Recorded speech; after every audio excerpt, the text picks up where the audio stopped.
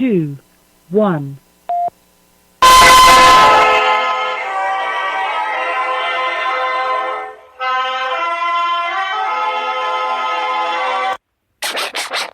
But we have to pass the bill so that you can find out what is in it. What? If you like your doctor, you will be able to keep your doctor. What difference at this point does it make? Doesn't make sense.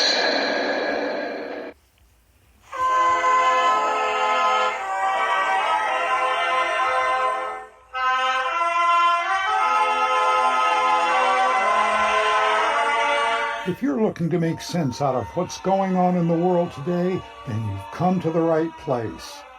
Welcome to Southern Sense Talk Radio with your host, Annie, the radio chick Ubelis, and featuring Curtis C.S. Bennett and the most interesting guests that you'll find anywhere on Internet radio. And you can join the show and let your voice be heard by dialing 917-889-3675. So sit back, relax, and remember, Southern sense is common sense.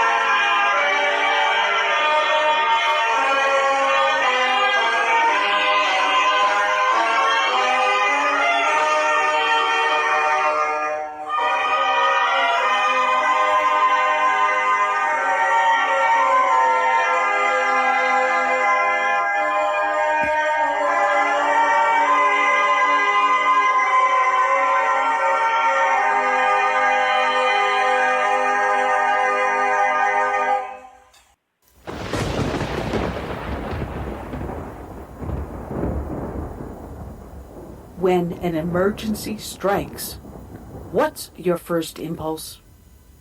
If your answer is run to the grocery store, you're likely to find chaos and plenty of empty shelves. So how do you avoid this? Well, it's simple. You use today to make a plan, to prepare for things that may happen. It's a hurricane, earthquake, blizzard, or even social unrest, especially in today's political environment. The practical place to start is by storing up food in your home.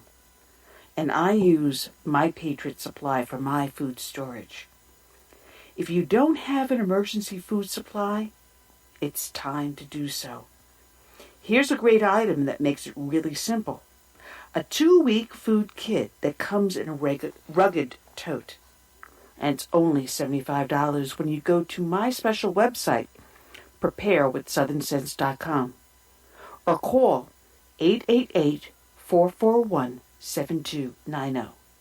This food kit includes breakfast, lunch, and dinners that will last up to 25 years on your storage shelves. So order now and prepare yourself, and then rest easy.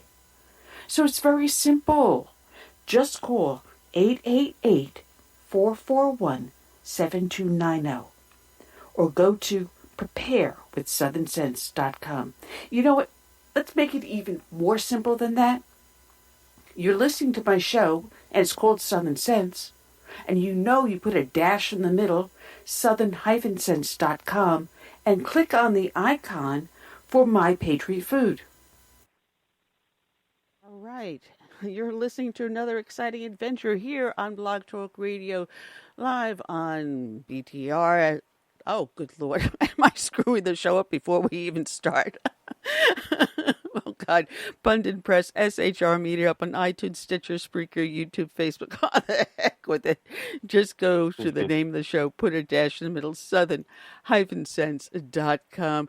I'm your screwed up hostess with the mostest, the radio chick Annie, along with my oh so patient and accommodating co-host Curtis C.S. Bennett. Oh man, Curtis, we haven't even started. I'm already messing up.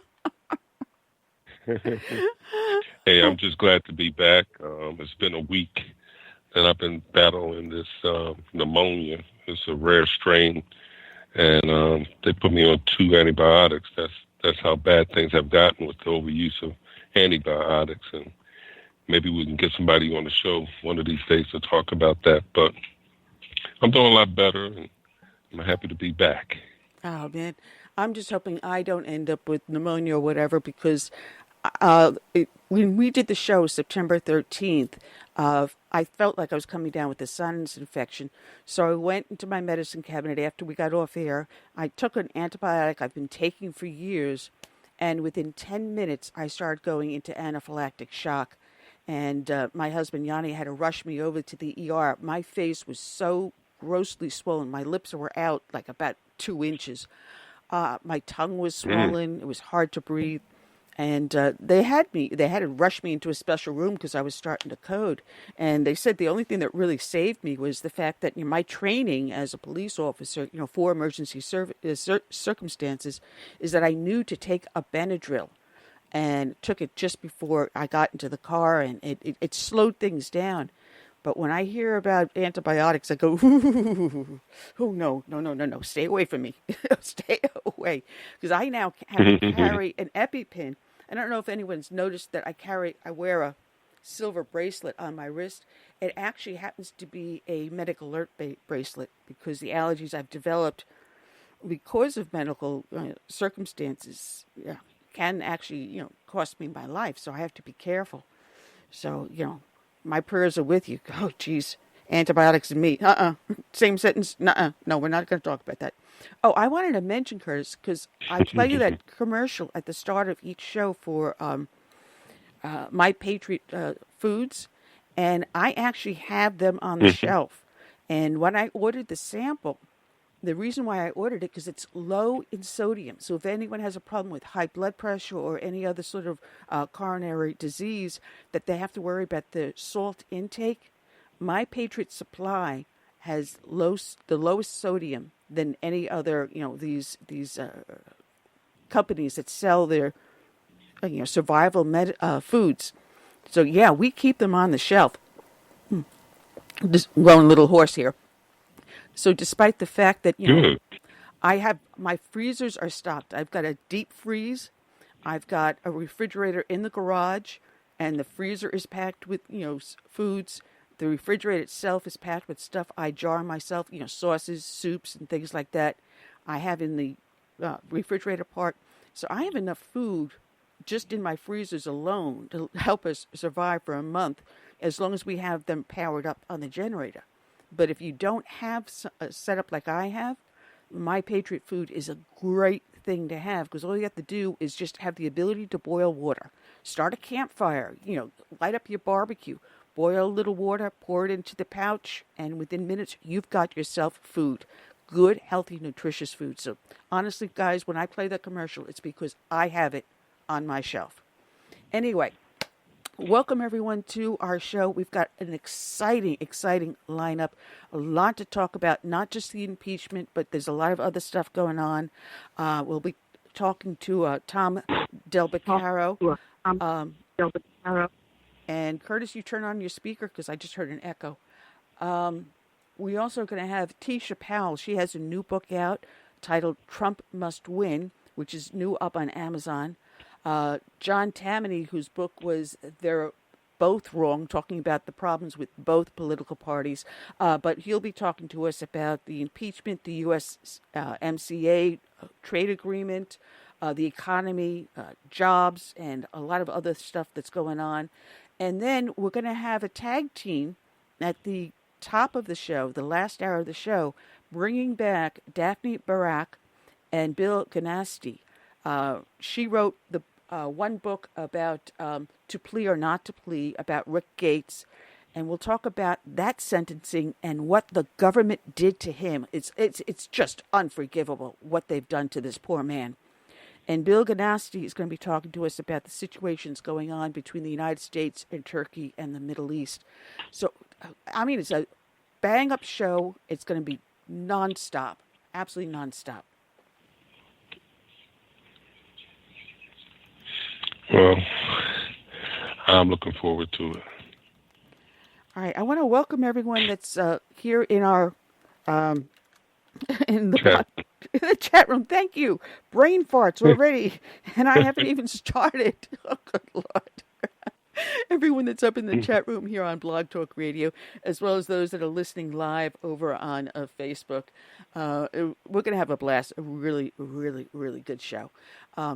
Thank you for joining us. But I want to mention those that listen to the show know that we start off each and every show with a dedication to a fallen hero. And sadly, even still today, we have heroes still dying because they had been working at Ground Zero on 9/11. And today's show is going out to one of those heroes. It is going out to police officer William James Leahy of the Port Authority of New York and New Jersey Police Department. His end of watch was this June, on June 6th, Thursday of this year. And there wasn't a heck of a lot written about him, so I had to go through various sources. And one of them was his obituary.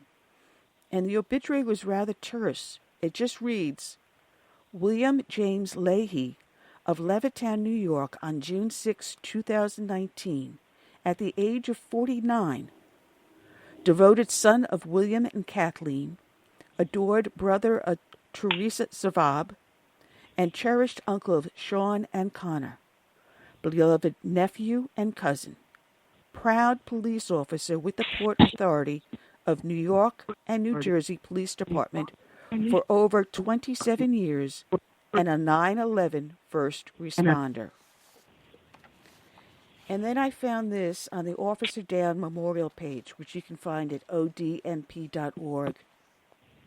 And it reads, Police Officer William Leahy died as a result of cancer that he developed following his assignment to the search and rescue efforts at the World Trade Center following the 9/11 terrorist attacks.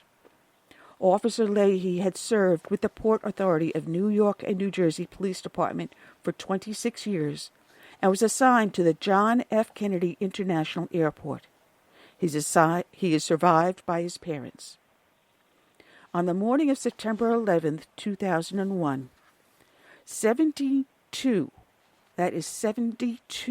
officers from a total of 8 local, state, and federal agencies were killed when terrorist hijackers working for the al-Qaeda terrorist network headed by Osama bin Laden crashed 4 hijacked planes into the World Trade Center towers in New York City, the Pentagon in Arlington, Virginia, and a field near Shanksville, Pennsylvania. After the impact of the first plane into the World Trade Center's North Tower, putting the safety of others before their own, law enforcement officers, along with fire and EMS personnel, rushed to the burning Twin Towers of the World Trade Center to aid the victims and lead them to safety. Due to their quick actions, it is estimated that over 25,000 people were saved. As the evacuation continued, the South Tower unexpectedly collapsed as a result of the intense fire caused by the impact. The North Tower collapsed a short time later. 71 law enforcement members, 343 members of the New York City Fire Department, and over 2,800 civilians were killed at the World Trade Center site. A third hijacked plane crashed into a field in rural Pennsylvania when the passengers attempted to retake control of the plane. One law enforcement officer who was a passenger on the airplane was killed in that crash. The fourth hijacked plane was crashed into the Pentagon in Arlington, Virginia, killing almost 200 military and civilian personnel. No law enforcement officers were killed at the Pentagon on 9/11. The terrorist attacks resulted in the declaration of war against the Taliban regime, the illegal rulers of Afghanistan, and the al-Qaeda terrorist network, which was also based in Afghanistan.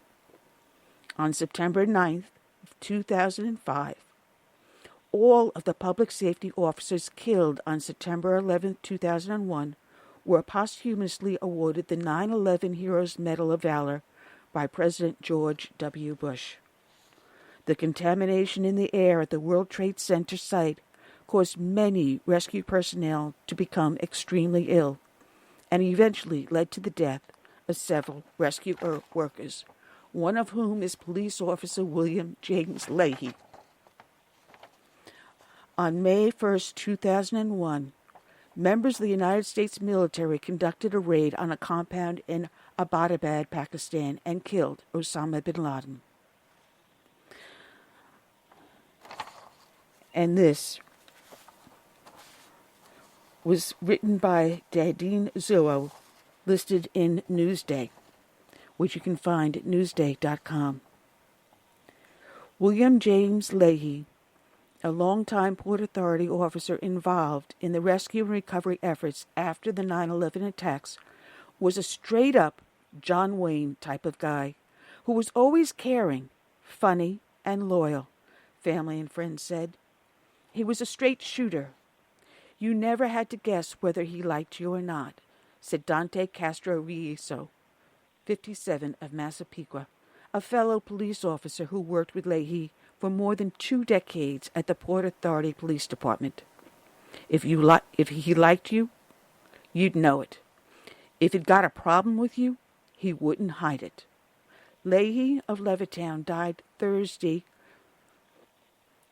June 6th, of the effects of cancer. He was 49 years old. Leahy worked for a year with the NYPD and then joined the Port Authority in 1993 and worked in the agency's Marine Cargo and Heavy Weapons Unit and the Plain Clothes Unit at Kennedy Airport, according to Lennis Rodriguez, a Port Authority spokeswoman. He took his work seriously, but also did it with a sense of humor, she said. He wouldn't say a lot of funny things without smiling. He's that type of guy, you know. If I had to describe him to anybody, you can describe him as a John Wayne type of guy. Although he came off a little bit rough, there was definitely a soft side to him. During his 26-year career with the Port Authority, Leahy participated in the efforts after 9/11.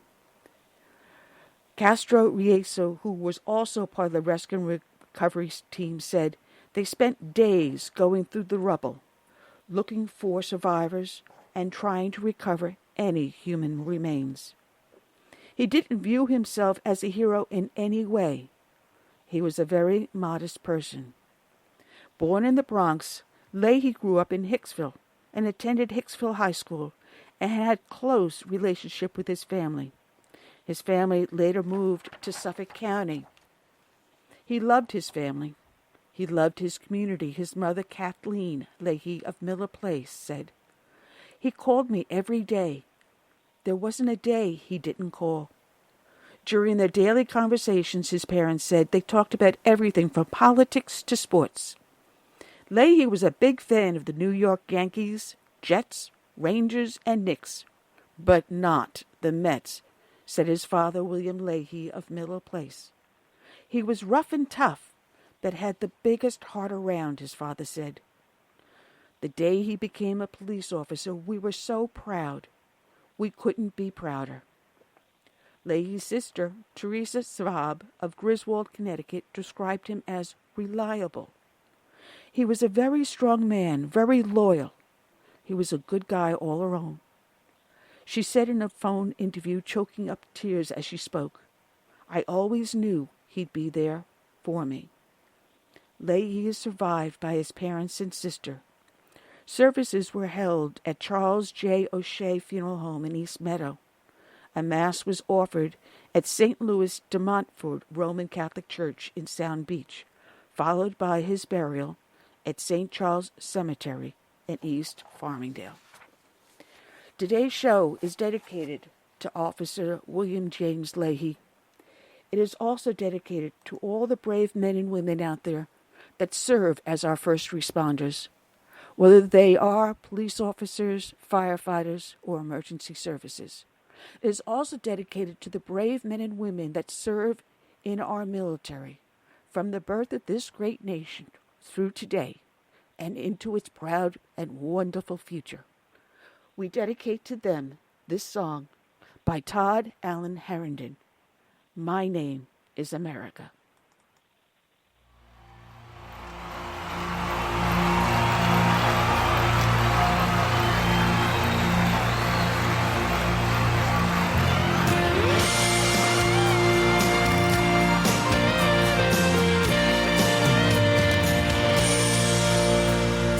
Born in the grip of oppression, I fought for my liberty. I paid with the blood of my people. Freedom has never been free. Now my door's always open to dreamers and friends. When I'm attacked, I protect and defend. Because my name is America. I stand proud and free. My name is America. Don't tread on me. I cannot be broken. I cannot be shamed. If you hurt me, I'll get stronger, and I'll rise up from the flames, and I'll always stand proud and free. I'm America, don't tread on me. America is my name. My strength was not taken from others.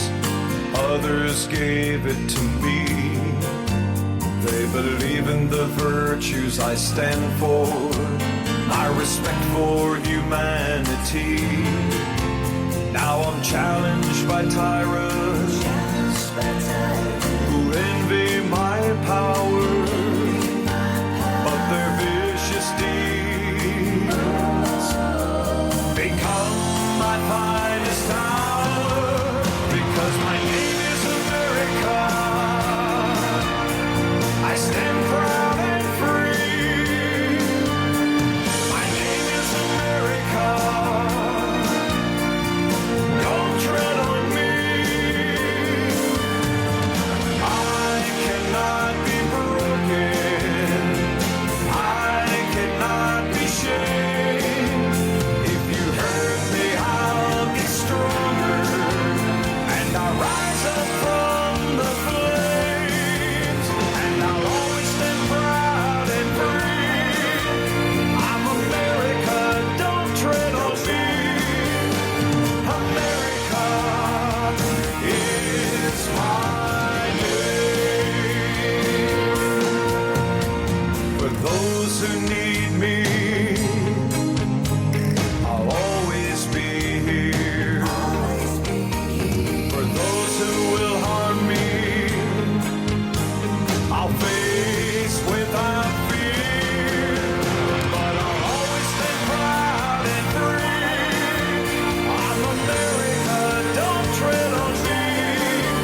I'm America, yes, America is my name. Is my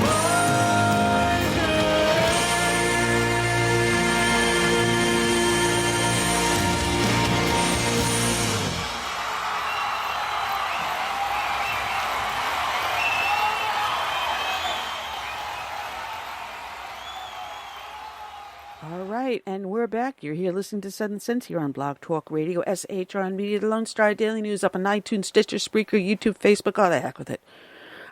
Just goes to the name of the show. Put a dash in the middle, southern-sense.com. I'm your hostess with the mostest, the whacked up, cracked up radio chick Annie, along with my oh-so-patient co-host, Curtis C.S. Bennett. Oh, man, Curtis, this is going to be one of those days. Oh, jeez. I don't know what I'm doing here. You with me, Curtis? Unmute yourself. Curtis, you're muted. Come on, Curtis, unmute. I'm not the only one that's messed up today. Strange thing, I never did that. Man. But anyway, we're here to educate and enlighten. Yeah, and to piss off as many people. Just also to piss off as many people as possible too. We're good at that. Man. So what do you think of Pelosi stonewalling? Oh man, how much tax dollars have been wasted? How much time? There's so many more things that could be done. VA benefits, take care of our military men and women. We have so much more work. We've got infrastructures across the nation, roads that are crumbling and bridges that are crumbling. There's more important things to do than the crap they have laid at our feet and can't even come up with actual criminal charges. Now she's going to hold it up. All right, you made this whole big baloo. You had this whole big show going on. Let's bring these witnesses forward. Let's have them testify. Second, third, fourth, and fifth hand testimony. So you've done it. You've put your foot in it. You made the mold. Now take it, bring it over to the Senate, and let's have everything out in the open. You started it. Now let's finish it. Unless you feel like what you realize is that you made a big mistake. If that's the case, then why'd you even start it if you weren't ready to follow through to the end? If you really think he's that bad, if you think this nation is going to hell in a handbasket when we've got record unemployment going on, we've got businesses leaving Europe, Asia, and Mexico coming back to the United States, bringing more jobs. We got people that now have more money in their paycheck, more disposable income. Things are going up when we were sliding deeply from a recession almost into a depression. And we're back. We're back. I watched my mom's investment that my dad set up for her. And when he passed away, she had me keep an eye on it for her. And it went way down prior to Trump's being elected. I mean, not just a few dollars. We're talking 5-digit down. And she is not only back, but she's above what she had. I mean, you're seeing the stock market up. So if you did this, if you took the time and our tax-paying dollars and had this whole big 2 different committees looking to investigate and impeach the sitting president, you've got the articles of impeachment, as weak as they are. If you think you did the right thing, then Pelosi, walk them across the hall over to the Senate and hand them to Mitch McConnell, and let's get it over with and done with. My rant for the day. Well, from what I understand, he's not really impeached until they complete the process of handing over the articles to the Senate. Exactly. So technically, he's not impeached. Mm-hmm. Even though they're high-fiving each other all across the airwaves. Doesn't mean a thing right now. Now, they say 3 presidents have been impeached. No, only 2. Only 2 presidents have ever been impeached. And that was Johnson and that was Clinton. Because if you remember, Richard Nixon, before they could walk those articles of impeachment over to the Senate, he resigned. So, he has not been impeached. Articles of impeachment were presented, but never given to the Senate. So that's only 2. If Pelosi walks across the aisle and brings it to the Senate, that will then make Donald Trump the 3rd one to be impeached. But they're saying now, I'm hearing... And the first Republican. Yeah, the first Republican. Because Andrew Johnson wasn't a Republican. Back in those days, you could have a president of one party and a vice president of another party. At that time, you voted separately for president and vice president. It wasn't a ticket at the time. It was separate. One party ticket, yeah. Yeah. So Andrew Johnson and Bubba Boy, Democrats. Now they're trying to get Trump. Good old Bubba. Good old Bubba. Jeffrey Epstein's best friend. Oh, man. Yeah, I heard he visited that island about 21 times, Bill. Yeah, and that's why they don't want Epstein's past to come forward, because it will involve a lot of people, high-ranking people, because it wasn't just Bubba Clinton. There was a lot of other bigwigs that were on those planes with those young girls. So it's from the monarch. Well, we'll see. Prince Andrew's, another Andrew. You notice What's how up with these Andrews? You notice how Buckingham Palace backpedaled Prince Andrew all the way back. Oh yeah, they clamped down. Oh yeah, they circled the wagons. He said he couldn't have been there because he had a certain condition that prevented him from being intimate. Yeah. Come on. Yeah. No. Guy was a frequent flyer there. Oh man. We're waiting for our first guest to call in, Tom Del Beccaro, and because you were out sick, I wasn't able to, call the guest at the same time as, hosting the show. It's not as easy as people think to walk and chew gum at the same time. But Curtis, oh yeah, I'm going to email you. And I do appreciate Mike's standing in for me too. Mike Hill. Yeah. Appreciate that. Right now I'm emailing you Tom's number, so check your email, because if he doesn't call in shortly, I'm going to ask you to give him a call. All right? So if I can hit the right keys. Will do. And email is on its way to you. All right. I don't know. Where am I going from here? Jeez.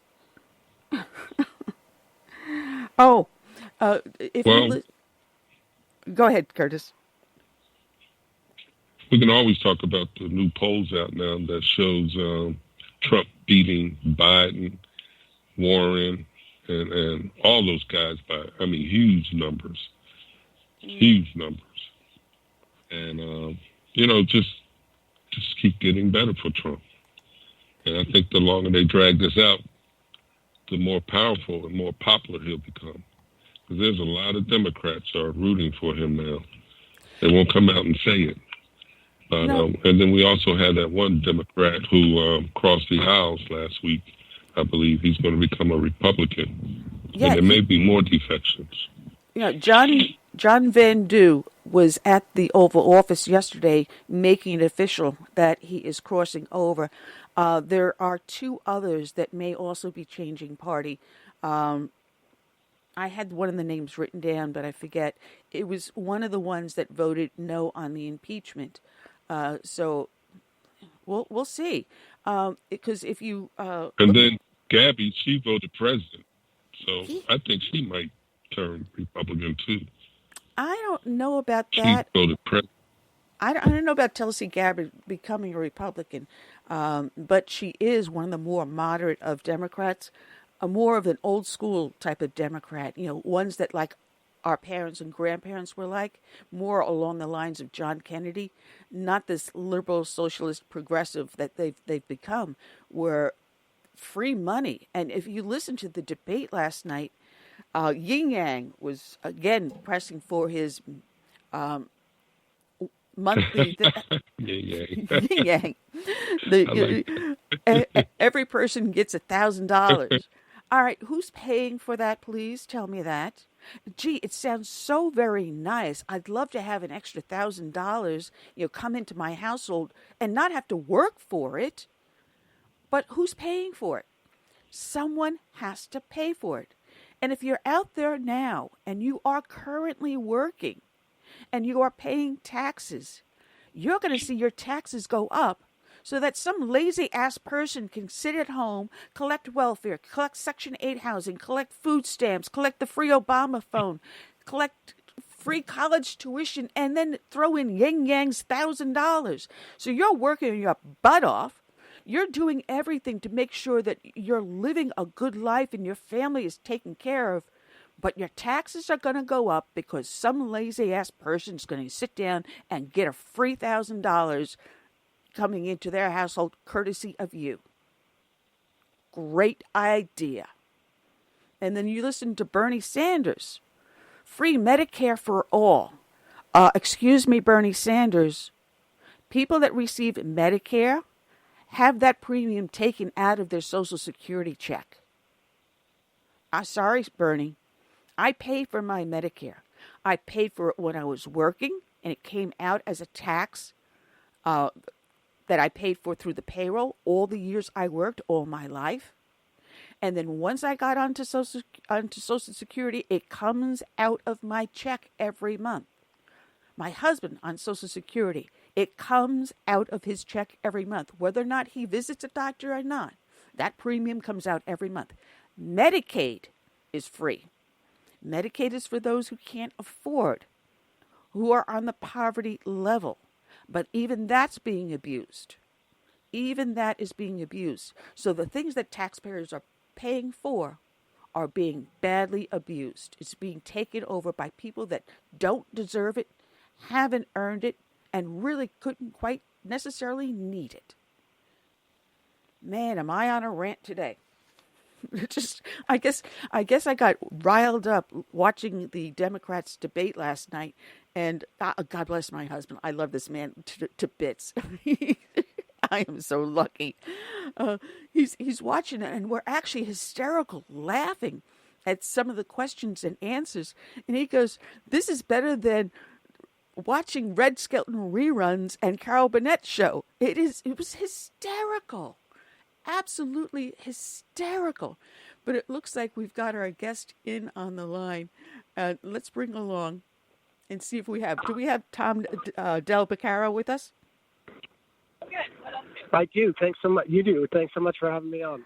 Oh, it's my pleasure. I was doing a rant on watching the Democratic debate last night, and God bless my husband. I love this man to bits, and he looks over at me because we're actually sitting there hysterically laughing at some of the questions and comments. He goes, "This is better than watching Red Skelton reruns or the Carol Burnett show." I mean, I almost fell out of my Archie Bunker chair. But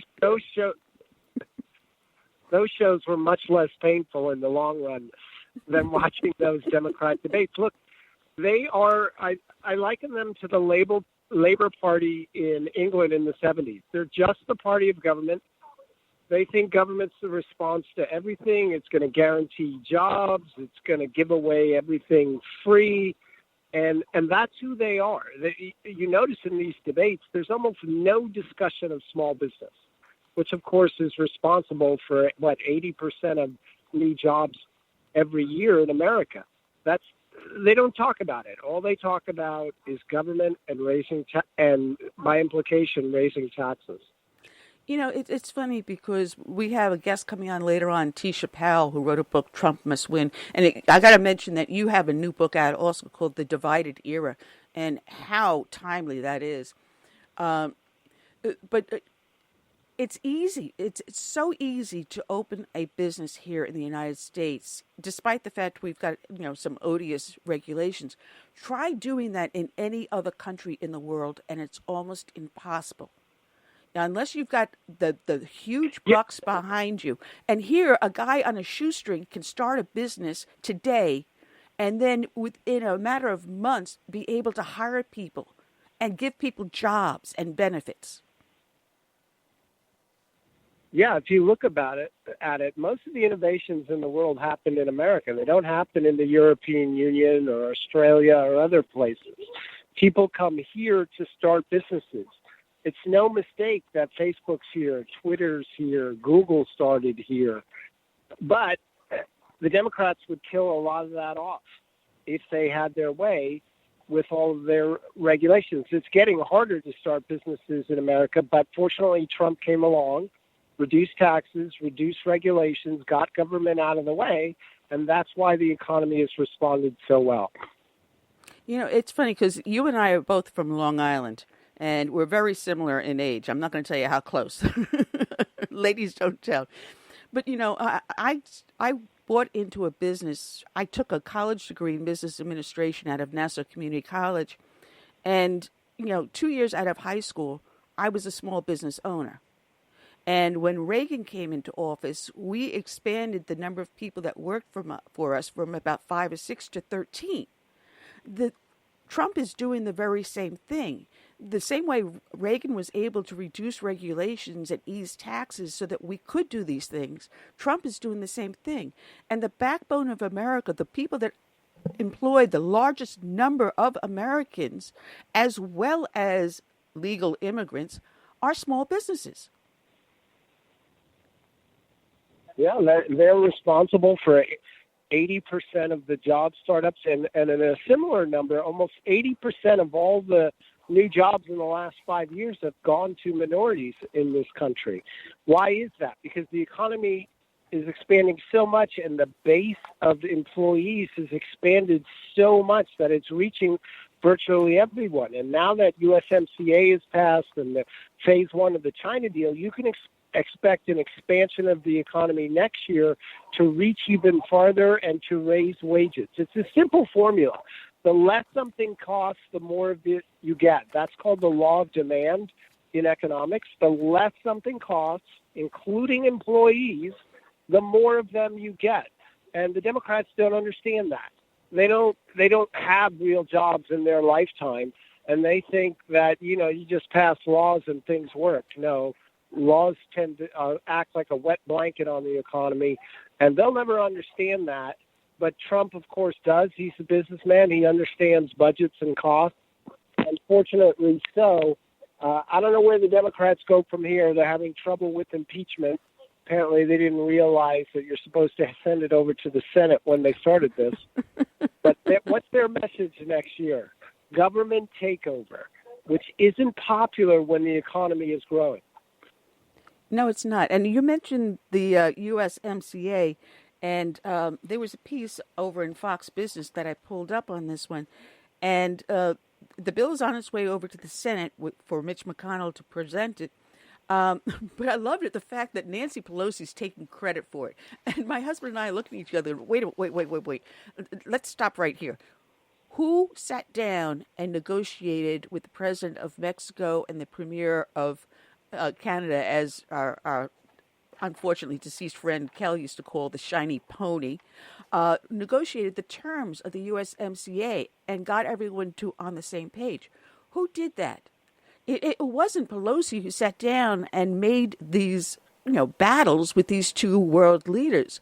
Was she the one that turned around and creating 176 new jobs, which will inject $34 billion into our economy?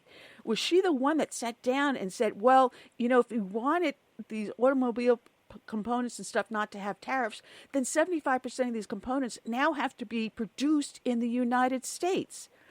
Increasing the wage of the people working in those industries to $16, not $15, but $16 an hour. Did Pelosi do that, or did someone else do that, Tom?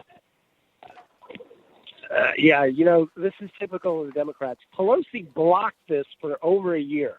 And the reason why she relented was because the AFL-CIO was tired of waiting for this to come through.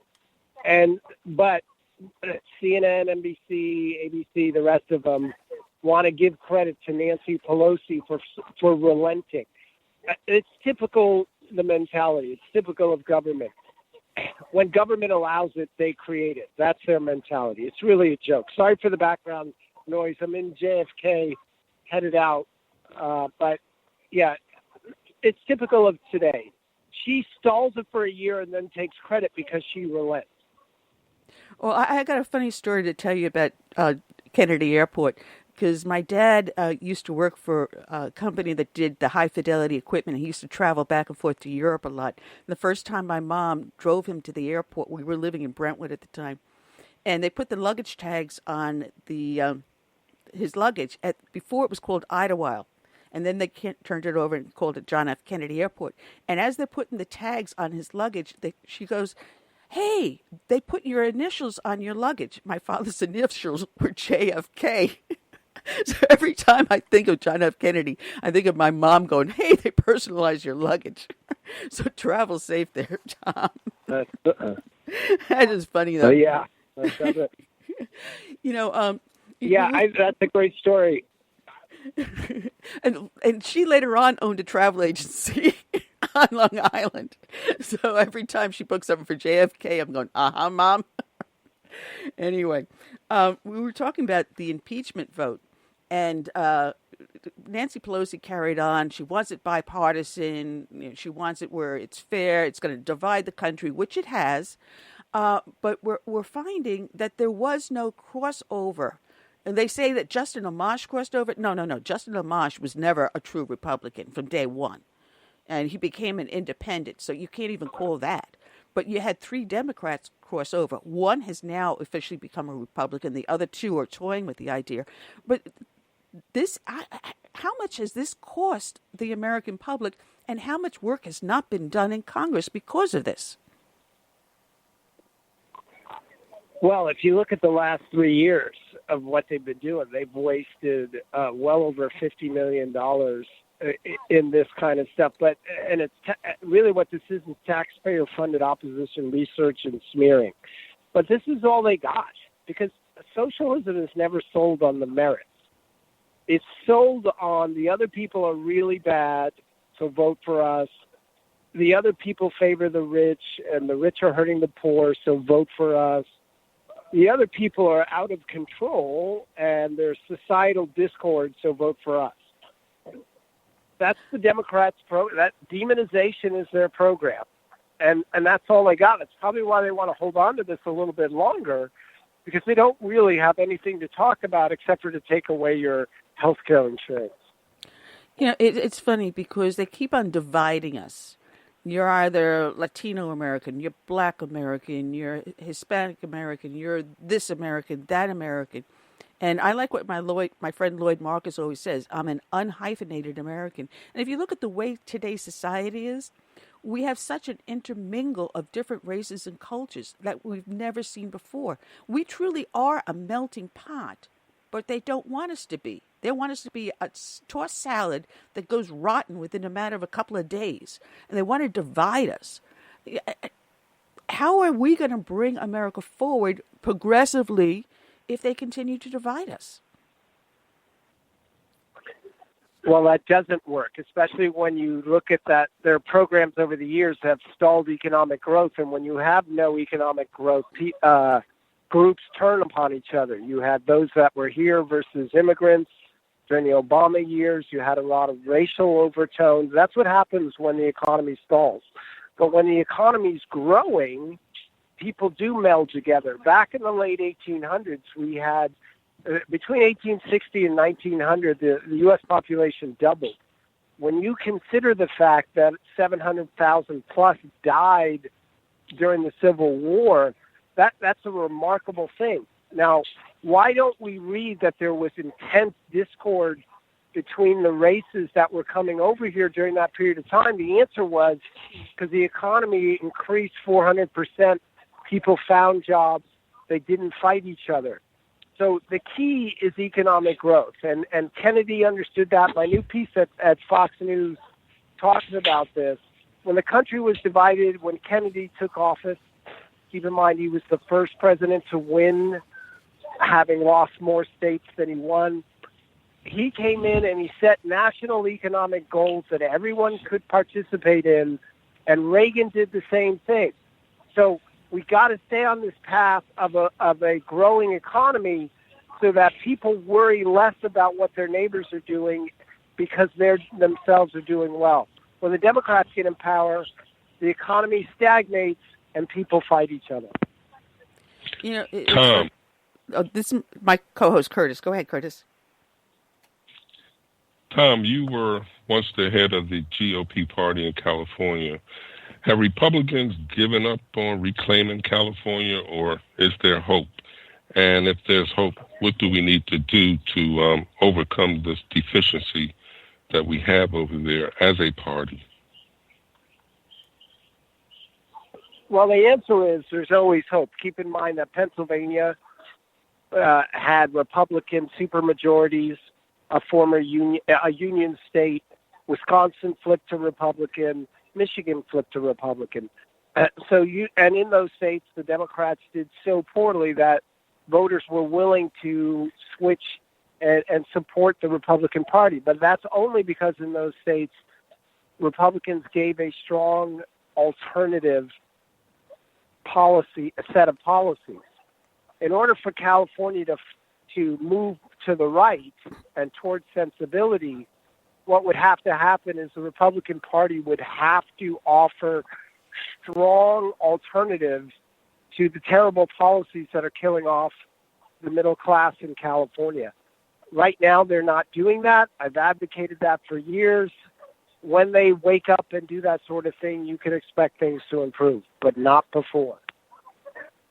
California is going to be a tough sell because the policies in place, so many people of the middle class have moved out of there, either to Texas, Florida, or anywhere else, but staying in California. Yeah, millions, literally millions have done that, and it's hollowed out the middle class. And so what you have is the liberal rich, you have public employee unions, and the poor who are, in some cases, don't have enough money to move out of state.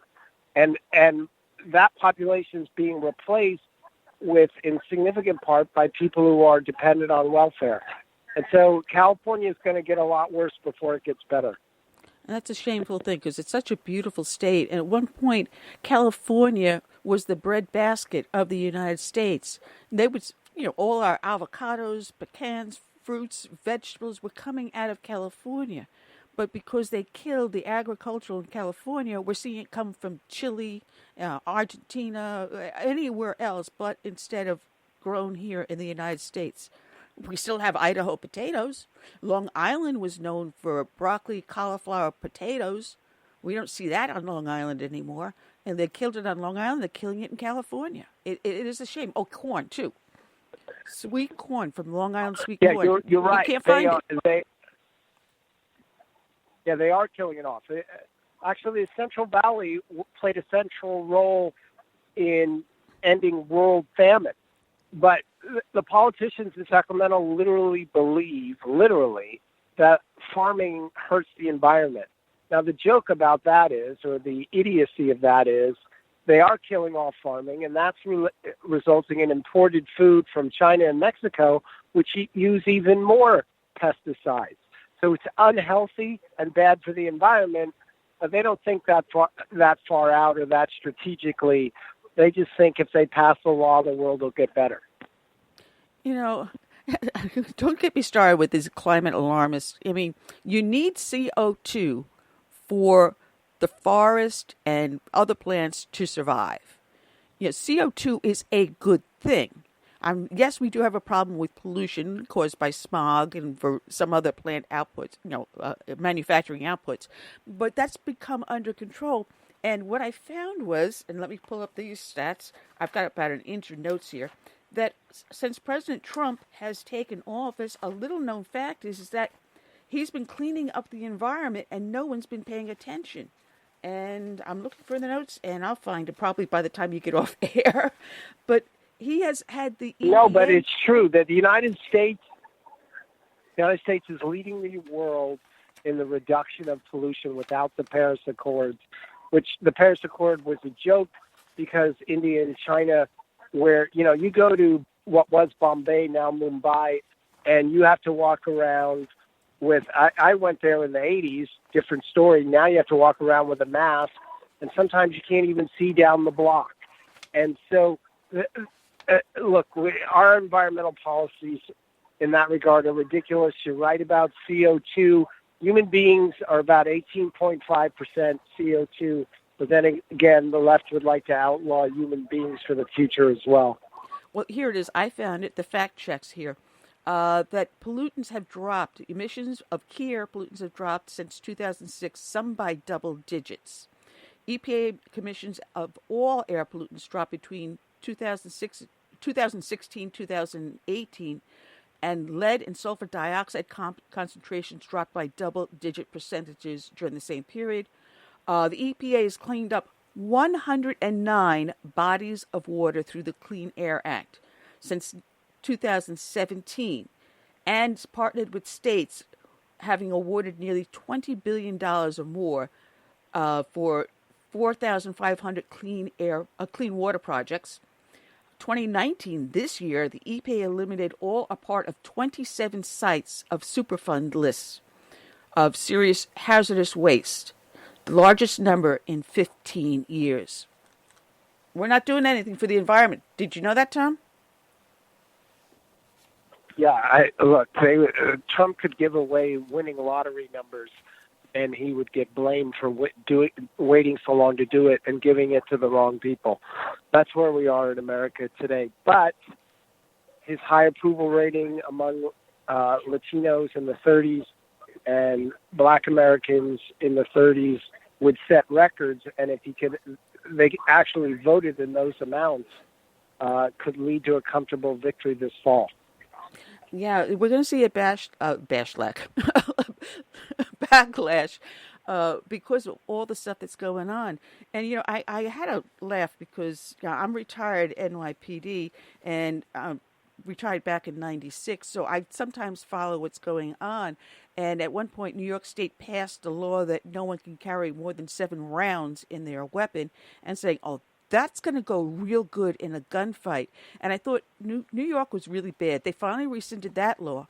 But as of July 1st, in your sweet state of California, they passed a law that now makes it impossible for millions of people, to buy any ammunition because there's a gap in what is said on someone's ID and what is in the state's database, to the point that a sheriff out of Sutter County could not buy shotgun shells for his on-duty weapon because there was some sort of a little discrepancy between his ID and what the state database has.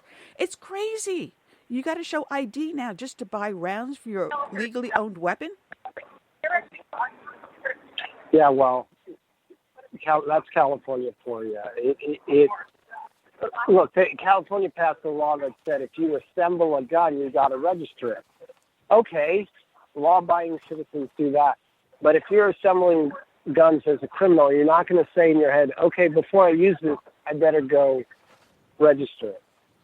But they don't, politicians pass laws and claim they did something right by passing laws, and the actual results are not reported. And so California continues to move farther and farther left, killing off the middle class, and as we discussed, and we'll have to see how low it goes before it can make an uptick. It's crazy. It's a crazy, crazy world out there, and I have so much to talk to you about. But I know that you've got a lot on your mind. But what I loved was the way Donald Trump responded to the impeachment charges. So he turns around. And there was a mime he put up of himself up on Twitter. And it was said, in reality, they're not after me. They're after you. I'm just in the way. The way this man responds is so amazing. It's like the more you put on his shoulders, the better he is. Yeah, and he's not wrong. Look, the next Republican president is not going to be liked. If the next Republican president isn't for socialism, he's going to be hated or she's going to be hated too. So the Democrats are about raw power. They want government takeover of healthcare. Look, the Democrats are incredibly out of step historically. You don't have large takeovers of the economy in general unless there's a total collapse of the economy like we had with the Great Depression.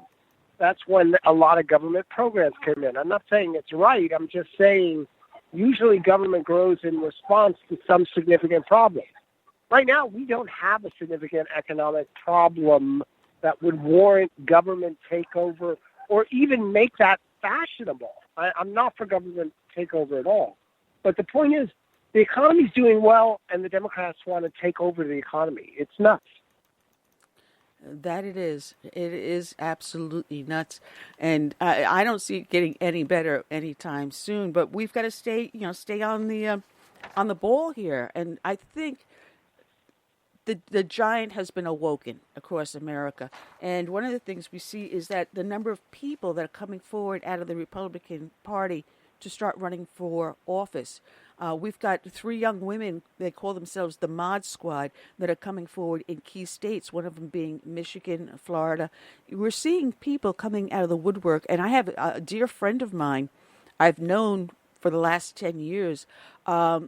He's coming forward to run for a seat in Congress out of Maryland's 2nd District. He hasn't announced it officially yet, but he called me as a feeler, and I said, go for it, Jim. And we're seeing people that never before thought of doing a public office are saying, no, this has gone too far. It's time for action. Are you seeing the same thing I'm seeing? Well, yes. It's always a good idea to get in early for a potential wave, because those who are too afraid to get in wind up regretting it. And I think the Democrats are going to have gone so far left that they can't return to the center. And I think it's better than 50-50 that they lose the House in the upcoming election, in which case those who are brave enough to go in and run for office will be richly rewarded. Yeah, because the Mod Squad, it's actually not 3, it's 4 people. Jessica Taylor out of Alabama, Nancy Mace, who I know, she's a state representative here in South Carolina. She's going for our District 1 here, where I live. Beth Van Dwayne out of Texas, and Michelle Fishback out of Minnesota.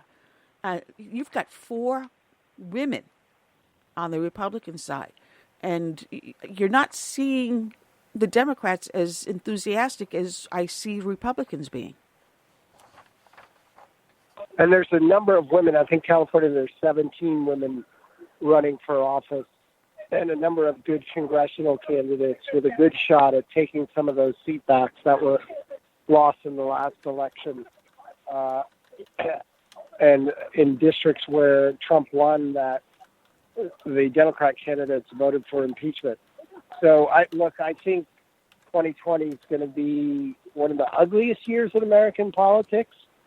But we had our own Brexit vote in 2016. They just had another Brexit vote that was dramatic in England, and we might have a dramatic vote for this fall as well. I have to run now, but I really appreciate you having me on. Oh, we'll welcome you back anytime, Tom. Have a blessed day. All right. And Merry Christmas, everyone. Merry Christmas. Merry Christmas. Tom teeth in backwards. Tom Del Beccaro. Find him at tomdel.com. Link is up on the show page if anyone wants to see his website. Meanwhile, Curtis is calling our next guest, and I am screwing myself up royally left and right here. I want to thank everyone that's listening in here on Blog Talk Radio, SHR Media, Lone Star Daily News Up. Oh, good Lord. iTunes, Stitcher, Spreaker, YouTube, Facebook. Those are on Facebook. I'm watching your comments. I'm trying to keep up with you guys. Thank you. You guys are aces. Some really great comments coming up here. Stacy Lee wrote that when I asked about how much money was being spent on the impeachment, she's going, probably millions with tons of dollar signs behind it. But this isn't just about impeaching Trump. It is a coup. But, you know, what I love is that the way Trump's reaction to the articles of impeachment is he doesn't sit there and rant and rave and cry. He goes out and does a rally in Michigan in a battleground district. And if you looked at that crowd, it was unbelievable. A sea of red hats everywhere, and people of all ages, shapes, sizes, backgrounds, black, white, Asian, Latino, all over. And it is an amazing thing to watch. And every now and then, just about every rally now, they manage to slip in a troll. And good Lord, the way he handles the situation when a troll comes into the room, it's also it's also a lot of fun to watch. But I have to tell you, you got to turn around and watch these rallies out there. It is truly phenomenal, the number of people that show up. And I think the stadium that he was in Michigan, which was, I believe, Arrowhead Stadium, holds something like around 5,000 to 6,000 people. That's seated. You look at the floor of the arena, no seats. It is standing room only. And there's thousands of more people in standing room only on the floor of the stadium.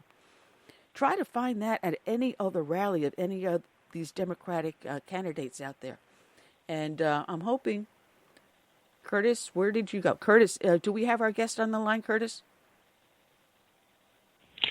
She is waiting. Okay, let me just unmute her. And let's welcome aboard Teisha Powell. She's got a new book out called Trump Must Win. Good afternoon, Teisha. How are you today? Good. Thanks so much for having me on. Yeah, my co-host Curtis is a fellow Floridian with you. So he's not... Yeah, great, Curtis. Hey. No, I'm right. looking... I printed out the notes on your book, and now I don't know what I just did with them. Good Lord. Oh, here we go. I got them. I got my act together here, Teisha. Sorry about that. Lovely. Oh, man, I enjoyed reading your book, and as I tell a lot of my authors, normally when I read a person's book, I can get a feel of their personality and their voice. There's some that, authors we get in here that, someone else ghostwrote for them. And when you start talking to me, this was ghostwritten. This guy didn't write this book. Not the way he's talking. But I hear your voice powerfully in this book. And we had a past guest on. She's not a past, but recent guest. She's been on quite a few times. She's the pastor to President Trump, Pastor Paula White Cain. And as I was reading your book... Praise the Lord, yes. She has a very similar background as you do. She grew up not knowing Jesus. And as a young woman now, around the same age you were, you found and you became a believer. And I find that a powerful message when I hear it time and time again, that people that are supporters of Trump, people that are conservatives and Christian, coming from the very same background. I think there's a conversion going on in the United States here. No, that's so it is, because that's what people are saying. They're like, I can't believe you're a black woman, you're a black lawyer. And, I got a fight with my family. They said I'm a disgrace to them because I wrote a book. They said that they said, why did you use your talent to do this? And I said to them, it's not about me, it's about Jesus. For the first time in my life, I get to write a political book and I get to bring glory to Jesus. Why wouldn't I do that? President Trump, he's not a perfect person, but he's doing a lot for the Christian community. We got to accept that and be grateful for it. Israel is very important to Jesus. So if Israel is important to Jesus, it needs to be important to Christians. It means that we're not going to be voting Democrats. It means we're going to have to vote for the Republican Party. I have fights every day with Facebook Christians who's saying, oh, you think one sin is greater than the next. A lot of Christians want to vote Democrat for one reason. They're selfish. They're thinking of themselves today. They're not thinking about Israel. They're not thinking about all these babies that are dying. Because do you know that the federal government is killing our babies?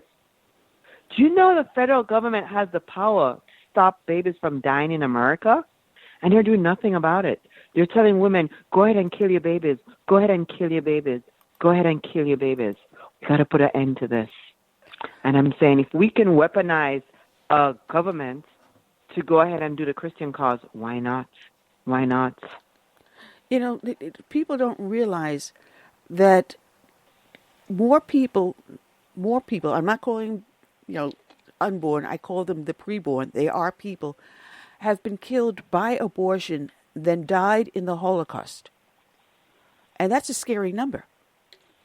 That is a huge, scary number. I mean, generations have been decimated in the black community because 75% of the abortions are of black preborn babies. And that's genocide in any other term, isn't it? That's what I try to tell people, that it's a way to control. They're trying to control, one group. And, I have fights on Twitter because I've got 10,000 followers per month. And a lot of them are women. And they said, My babies aren't dead. Why do you care about them? They're telling me to leave them. It's their body. They want to kill their babies. I mean, this is sad. This is really sad. When other women are saying to me, I want to kill my baby. Why? Nobody's killing your baby. Leave me alone. And I'm thinking, lady, it's a gift from God. You do understand that a child is a gift from God. But now somehow they've gotten their government, who think they're gods, to say, go ahead, let's kill our babies. And so, yeah, this is why we have to be part of the political arena, because the government has the power to eradicate God from our minds. They have the power to kill our babies. They have a power to jail us. They have a power to bring the mark of the beast to us. That's it. And this is why I want President Trump to win, because I said we need small government and we need more Jesus. That's all it boils down to. Give me the smallest government and give me more Jesus. You know, it's funny because people are turning around and saying, my body, my decision. Well, what would have happened if your mother had that same attitude? You would not be here today. You would not exist. The person has the cure for cancer or the common cold. The other person that may bring peace to the world is now flushed down a toilet, is now thrown into a medical waste bag and tossed in the garbage.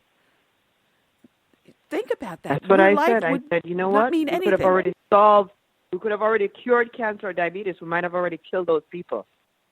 We might have already killed those babies who were coming here. Because every child comes here with a gift. Every human being has a talent. So God is sending all this talent to us. And we're like, no, God, we don't want it. We want to be with ourselves. But this is what's surprising, is that our government, the liberal government, Warren, Biden, Sanders, Pete Buttigieg, they're allowing us to kill our babies. They're jailing black men for no reason. They're just destroying this country for no reason, and they're helping to usher in the mark of the beast. And they don't care. They don't really care. They're like, I don't care. I don't care if you all get a chip. I don't care. I don't care about Israel. I don't care that the black communities are going down. Do you know the Democratic Party? They don't even, Pete Buttigieg, he's the mayor, they call him Mayor Pete. Yeah. He thinks he's going to win the election without black voters. Mm-hmm. Michael Bloomberg thinks that somehow, because I have a second home in New York, he somehow thinks that we forget about his stop and frisk. He's responsible, Michael Bloomberg, that billionaire, he's responsible for a lot of black people being harassed in New York City. Now he wants to tell us, oh, I'm sorry, it was a mistake. No, we're planning on letting people know what you did in New York. You don't deserve to be president, Bloomberg. When Elizabeth Warren, she never stood up for black people. Why should black moms stand up for her now? This is what I'm saying. You know, like, she's a woman. And I'm thank God that she got that far. But she didn't help black moms to get their children out of jail. This is a very intelligent woman. What did she do? She didn't do anything about prison reform. She doesn't do anything about the abortion. Now she want to be president? I don't think so. You know, you mentioned prison and prison reform, which President Trump did pass. And supposedly the first black president, President Clinton, placed more black men behind bars than any other president before. But the prison reform is so important because you write in your book that 75% of the black men that go to prison have some form of mental illness, whether it's through substance abuse, domestic violence. They have some sort of mental illness. And if we want to reduce the prison population, let's deal with the root cause of what is causing this, with 75% of the males going to prison. And it all comes down to single-family houses and generational poverty that, thanks to Lyndon Baines Johnson, started that cycle with his great experiment. That's correct. And that's the thing. As an attorney, there's so many black moms. That's my number one. Black moms come to me. I'm talking about registered nurse. I'm talking about hair salon. I'm talking about really moms that go to church every Sunday. They come to me and they want to get their black sons released from jail. And most of those black kids don't belong there. And there's no way I can get them all out. And the only way to do it is to write a book so that Trump can get another 4 years And maybe we could extend this prison reform and get some of these black kids tested because they don't deserve to be in jail. We got to make it right. Clinton did a 3-strike rule. People pick on black people for no reason. It's just we're the low-hanging fruit, I guess. But we have to do what's right. Some of these black people deserve to be out of jail and to be with their families. Mental illness. If you are a wealthy person, they put you in rehab. If you're poor, you're going to jail. That's not right. That cannot be right. No. And I think about Elizabeth Warren. She's a woman. How could she be on the stage knowing that all these black moms, children are in jail, and she's doing nothing? We got to stop them. This is how I look on it. They don't deserve to be president because they didn't do anything while they had all that privilege as a senator. So privileged to be up there. Why aren't you helping the black moms? Why? I have a friend of mine, and I never knew this until she finally said something, and they did a newspaper article on her. She came from a single-parent family. She ended up spending a number of years behind bars for drugs, and when she came out, she went through a prison reform program, and she's a successful small business owner. And she, in turn, has gone back and has helped in reforming other women behind bars. And most of them are from single-parent families. We've got to be able to encourage both mother and father to stay together. A child needs 2 parents to help them. One to be able to earn the money and one to be able to raise the child full time. And we've gotten away from that. At one point, prior to 1960 passing of the Welfare Act, the black community was one of the most prosperous, middle class, and you had some of the earliest millionaires coming out of the black community.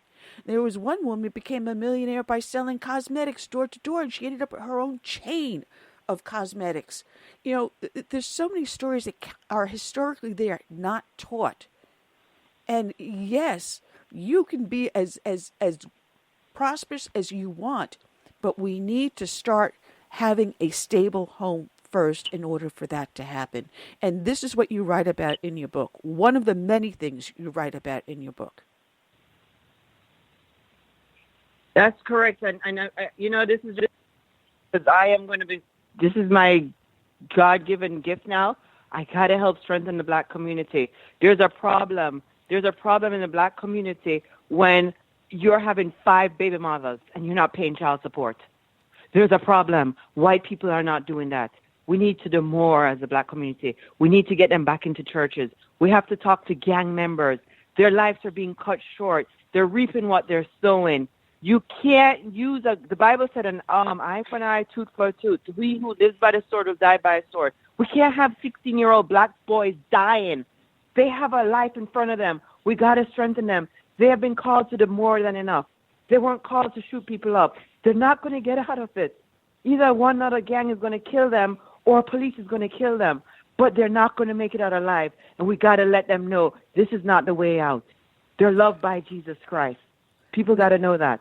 And our government, the Democratic Party, they use this against us. They use the fact that our families are broken. The Democratic Party keep our family broken. They keep the people on welfare. They keep the men in jail.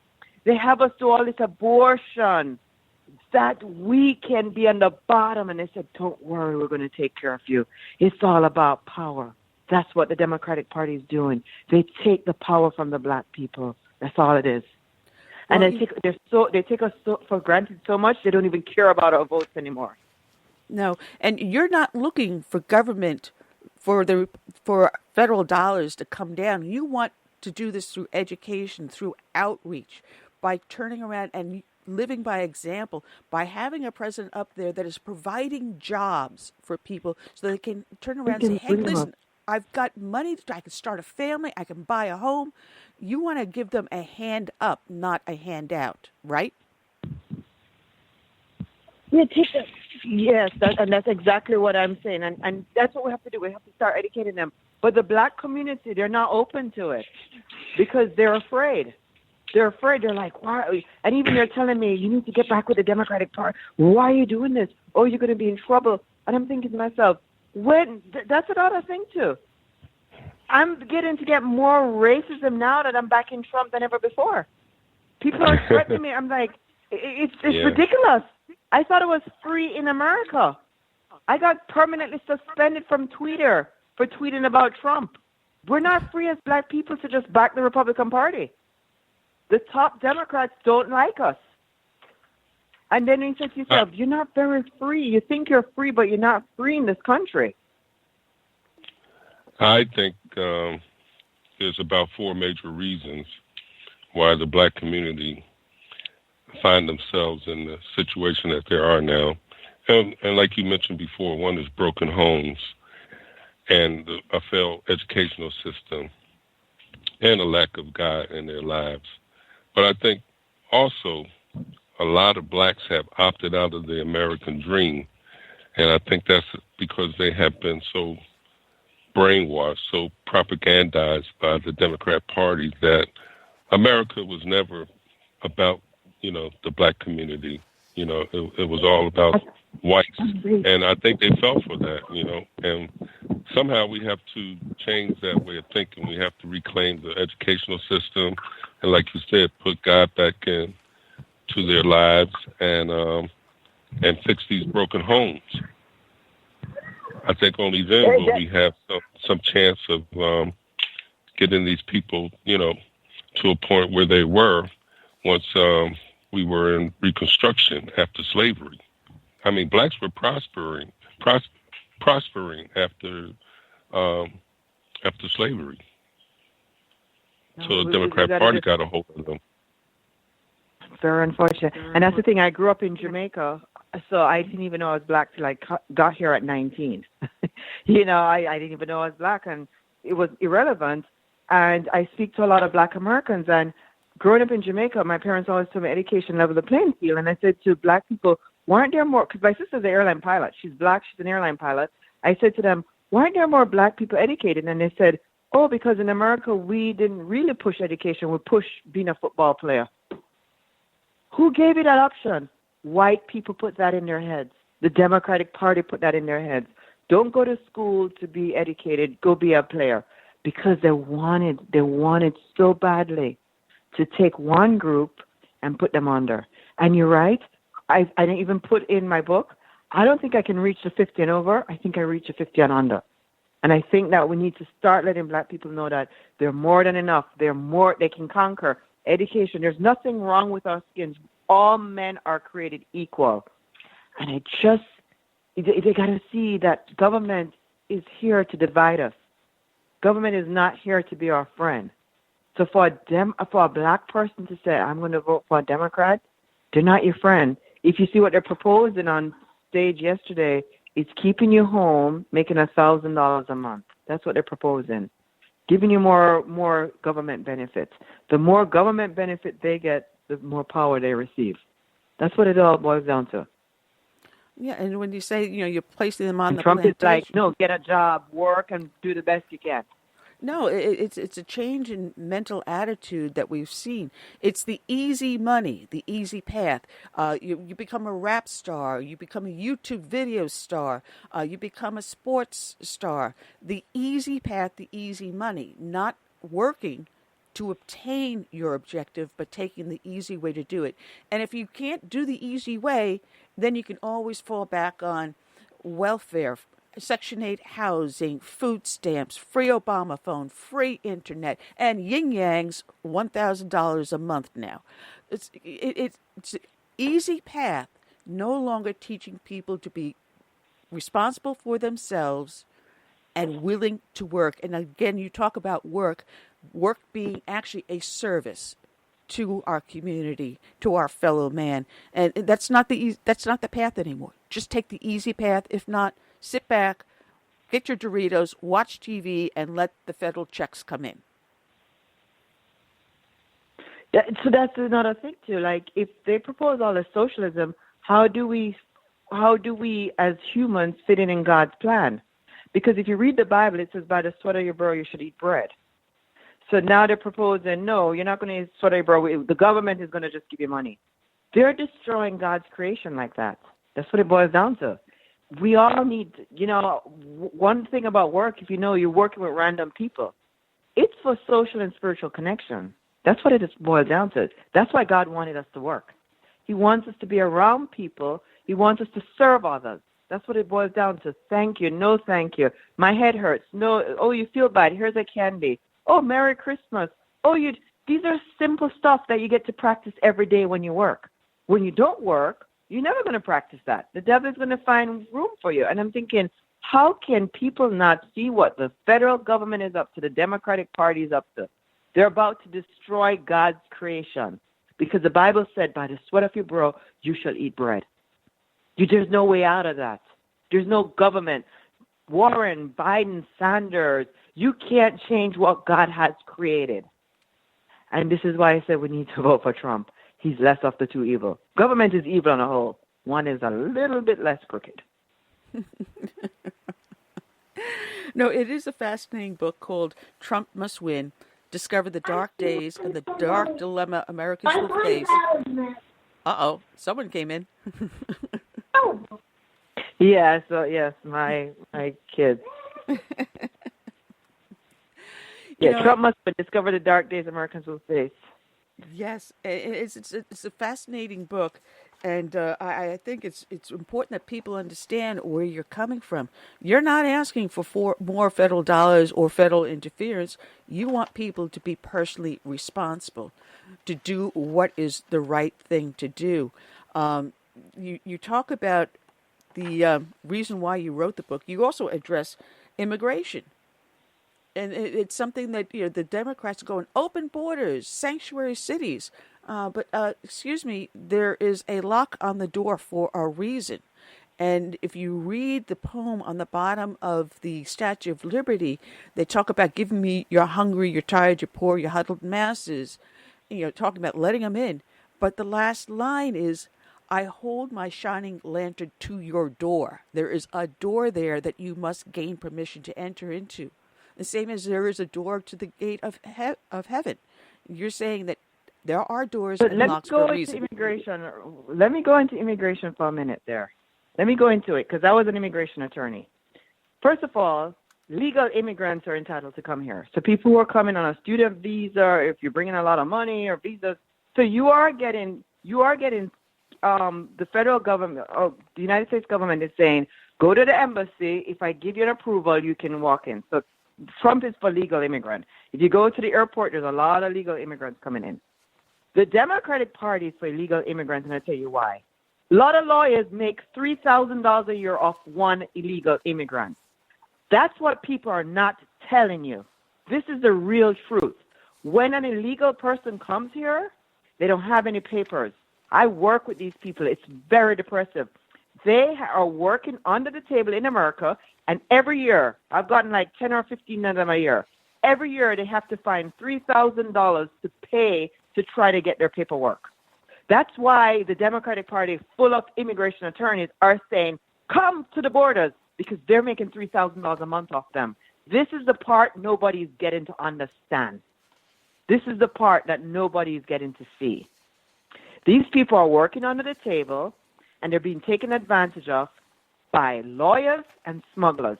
A smuggler, by the way, all those people you see running, people in America send those smugglers $4,000 per person. And so those smugglers are lying to people and saying, don't worry, I'll get you to America. When you get there, you'll get your green card. I'm going to introduce you to a lawyer. It's all a scam. And that's why Trump is telling them, don't come, because they're all breaking the law, and they're going to be turned down, and they're going to stay in the immigration system for the next 30 years. And then people saying, what are you going to do about them, Trump? They came in the back end. They broke the law, and the lawyers are living off them. And every time the lawyers can't get it through, they go, Trump is the reason. You knew that, lawyer. All you're trying to do is bring in more to make money. It's a scam. It's a scam. It doesn't work. And that's why I'm telling people, don't come here illegally. You're going to be left here. People need to interview these people. 30 years they've been here for. They can tell you the lawyers and the smugglers live off their money for the rest of their lives. This is what happens. They're never going to get Social Security. This is what's going on, and nobody's bringing out a cause. They came through the border, followed the the lawyer who said, I'll get you the green card, just come through the back end. And that lawyer is getting rich. And that's why I left immigration. I said, this is a ripoff, it's a scam. You know, not only that, you've got... That's what it is. What they call the vologs, those voluntary groups that are out there, such as the Lutheran ministers, the Catholic bishops, that every time they assist one of these illegals, that's big bucks that goes to those organizations. It's a money-making... That's correct. Yes. They're raising money on them. They're using... So what the illegal immigrants don't know, they're part of a scam. That's correct. They're saying, we need to beat Trump. Millions of dollars coming in. Millions of dollars. They're saying to the illegal immigrants, come over here. They know they can't help them. They know they can't help them. It's the money they're going for. So that's what Trump is trying to tell people. He says, don't come illegal because he knows the rules. He said, you're going to be turned down. People say he's a racist. He's telling them the truth. You're going to get turned down. Don't come. That's all he's saying to them. They're not listening to him. They're listening to the people who are raising the millions and saying, you better come. I have a way out. There is no way out. The law says you can't come. Not because you raise $50 million, you're going to get them in. You won't. All you're doing is scamming them. That's all you're doing. You correlation and all nonprofit, you're making money from illegal immigrants, and that's wrong. Yeah, and you talk about the energy coming from the Democratic Party being dark, being sinister, and that's what you sense. You don't find a vitality. No, we had the day before. Was it 2 days before the impeachment vote? We had a rally outside of our congressman's office. A peaceful pro-Trump rally. And we got people honking us, giving us the thumbs up. It was all very nice. You got positive energy. And then when we watched, because we chose to do it the day before, the next day, the impeachment crowd came out, which was fueled by MoveOn.org, George Soros's group.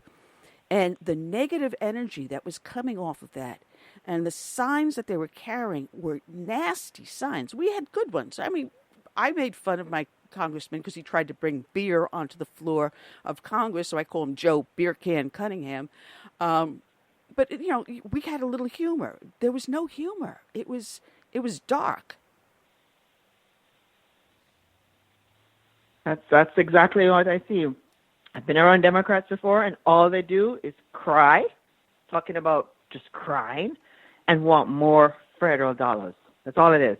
It's a bunch of people who worked all their life, don't know how to balance, bought expensive shoes, they have no money left, and now they're like, I want money, I want the federal government to give me money. I didn't think about retirement because I was busy buying an expensive car.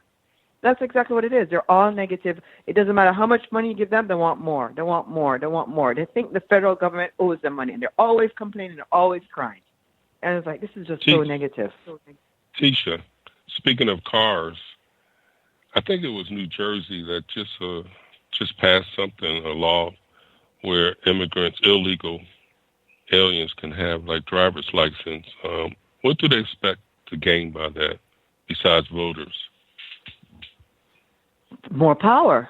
More power. It's all about, I need to stay in office. I'll give the illegal immigrants this. They'll have kids. The kids will go ahead and vote for me. That's what they're trying to do. More power, more power. I'll take over. Someday I'll show Trump that I can do this. It's all about power. That's all it is. It's about more power and more power and more power. And we got to understand where this is coming from. A lot of Democrats are lawyers. And a lot of lawyers make a lot of money being in politics, which is now I'm beginning to recognize why people hate lawyers. Never understood before. Thought I was in a prestigious business. I'm not, But isn't it set in stone that you have to be a citizen to vote? I mean, we have laws on the books. How can they just ignore them and get away with it like that? They're giving them illegal paperwork. That's what they do. They give them illegal paperwork and tell them to go vote. Because that's another thing. 80% of the people I try to help to get a citizenship cannot because they were given some illegal document to vote. So I can't put them through because one of your questions is, did you vote in an election? The smuggler give them illegal documents and say, go ahead and vote Democrat. Then they do it. Then somehow they try to become a citizen. They cannot become a citizen because they voted in an election. Yes, it's what they don't know. They just get smuggled here, and the smuggler is saying, here it is. Here's a voter ID. Go and vote. They're doing it. The smuggler is being paid from somebody. They destroy these people's lives. Then these people now try to become citizens, and one of the questions on the questionnaire is, did you vote in an election? You put yes, you're not entitled to be a citizen. Who did that? The smuggler told them to do it. So I see it. I'm like, oh gosh, all these people giving them illegal stuff. The poor immigrants, they're already here. They already paid their money to get here, and they're following the advice of the smugglers. What else were they supposed to do? The smuggler said, here's your paper. Go ahead and vote. Make sure you vote Democrats. And they go, okay. Yeah, it's an amazing. It's an amazing book that you wrote, and you wrote because you felt that Trump is leading the nation in the right direction. And I want to thank you for that. You know, it's a God gift that you have there in your writing. People can find your book, Trump Must Win, up on Amazon. Thank you so much. I really appreciate it. I've gotten a lot of slack, especially from the black community. They've threatened to buy the books and burn them during the winter. And I've cried. I said, did I really affect the black community? Am I forgiven? It's they call me, one black lady, she's a professor, PhD. She's written probably 10 books about Barak. She called me on Twitter a house nigger. You know, they're harsh. It's very, very harsh. But you know what? God is in heaven and he sees everything. Oh, no. You know you're doing something right when they're attacking you. You know, it's funny. You know you're doing something right when they attack you. You know, what I hear, Trump has about 34% approval rating from the black community. So we can translate that into votes. And I want to say one thing before you guys let me go again. The 10 Commandments, this is another thing. The Democratic Party took the 10 Commandments. Do you know why they did that? So that they could get more black people in jail. Do you know that if you read the 10 Commandments, it says do not kill. If you see that every day, if you're looking at that every day, you probably won't be going to jail. You know, when I go to court, I'm surprised how many young black people didn't know murder was a crime, or they didn't know stealing was a crime. Had they had the 10 Commandments in front of them, I tell people the 10 Commandments is a shortcut to the law. That's what it is. When Moses wrote it, it's a shortcut because every single government, I don't care where you are in the world, you can't kill another human being. You can't lie on another human being. So it's basically, they have so much laws in the books. If you know the 10 Commandments, it's kind of easy for you to kind of figure out how to live. The Democratic Party took that out of people's hand. And guess what now? A lot of people going to jail. You have to see it. I said, I only see the 10 Commandments when I go to church. Not a lot of people going to church every day. How are they seeing the 10 Commandments? We've got to put it back up. It's got to be shown again. This is how we're going to get the crime rate down. We don't wait for black people or anybody to kill somebody and then say, oh, by the way, thou shalt not kill. They need that information now. Now you see why I'm a Republican. We got to get the 10 Commandments back into the school. Little kids need to be able to read, thou shalt not lie, honor your parents. Why so many parents in nursing home today? We don't have that in Jamaica. They don't have that in China. They have it here in America. Maybe if the kids saw the honor thy father and thy mother, that thy days may be longer, maybe they'll be a little nicer to their parents. Don't envy. Hey, that sounds like socialism, right? Where, we need to go after the millionaires and billionaires. The Bible tells us not to envy. We need simple 10 Commandments back in the schools. Well, Teisha, it is a fantastic book. It's something that every young kid should probably read and understand and see the passion as you read the pages that you put into the book. It's called Trump Must Win. People can get it up on Amazon. It's an amazing thing that you've written. I appreciate it. Thank you so much, Teisha. Thanks so much for having me on your show. God bless. Take care. God bless. Hey, Merry Christmas. Care. Merry Christmas. Merry Christmas also. All right. We got our next victim up on the bullpen returning to the show. Let's welcome back John Tamny. Good afternoon, John. How are you doing today? Hey, great to be here. Thanks for having me back. Oh, it's always our pleasure. You're the director of Center for Economic Freedom at FreedomWorks. You're also an editor at Teeth in backwards, Real Clear Markets, if I can say that 3 times fast.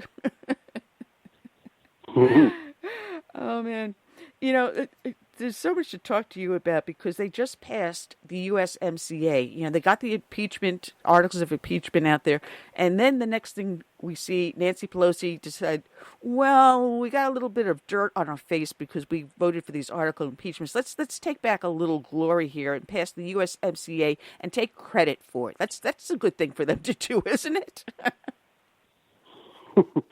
Yeah, it's funny how with Washington, it's stating the obvious, they always live in a different world. I think in a normal world, why would we need Congress's or the president's approval to tell us with whom we can trade and the terms of with whom we can trade? The whole idea is a weird exercise, and in my perfect world, there wouldn't have been a USMCA. I think Congress and the president exist solely to protect our freedoms to do as we wish, not to tell us how we can do things. But Washington, they're in Washington not because they want to help us, but because they want to say that they're doing things under the pretense that they're helping us. And so this is an example of that. Everyone wants credit, and it's all unfortunate, but that's what's important about shows like this, is we can expose people to what's really going on. It is amazing when you watch the circus of this whole impeachment hearing. And my husband had it on nonstop. Normally he'll walk through and you'll see the news is on. He'll turn the channel on to like The Saint or Perry Mason or some other show. I don't want to hear this. They're talking heads. And this time he sat through the whole thing.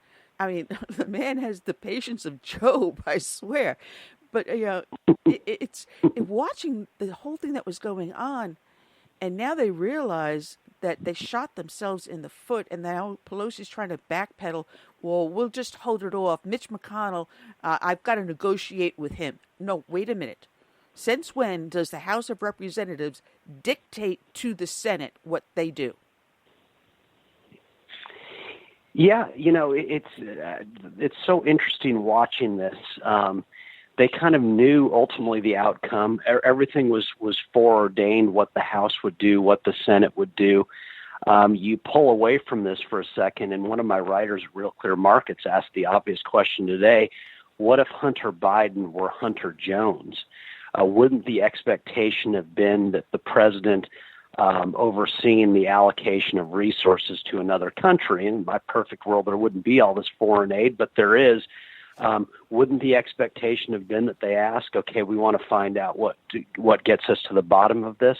Yet because it involves the son of a presidential candidate, it's somehow an impeachable offense. And so I can't quite figure this out. Again, my perfect world, we just wouldn't be doing things like this with other countries.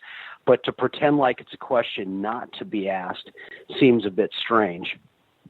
It does. And no one's mentioned Hunter Biden's involvement in China also.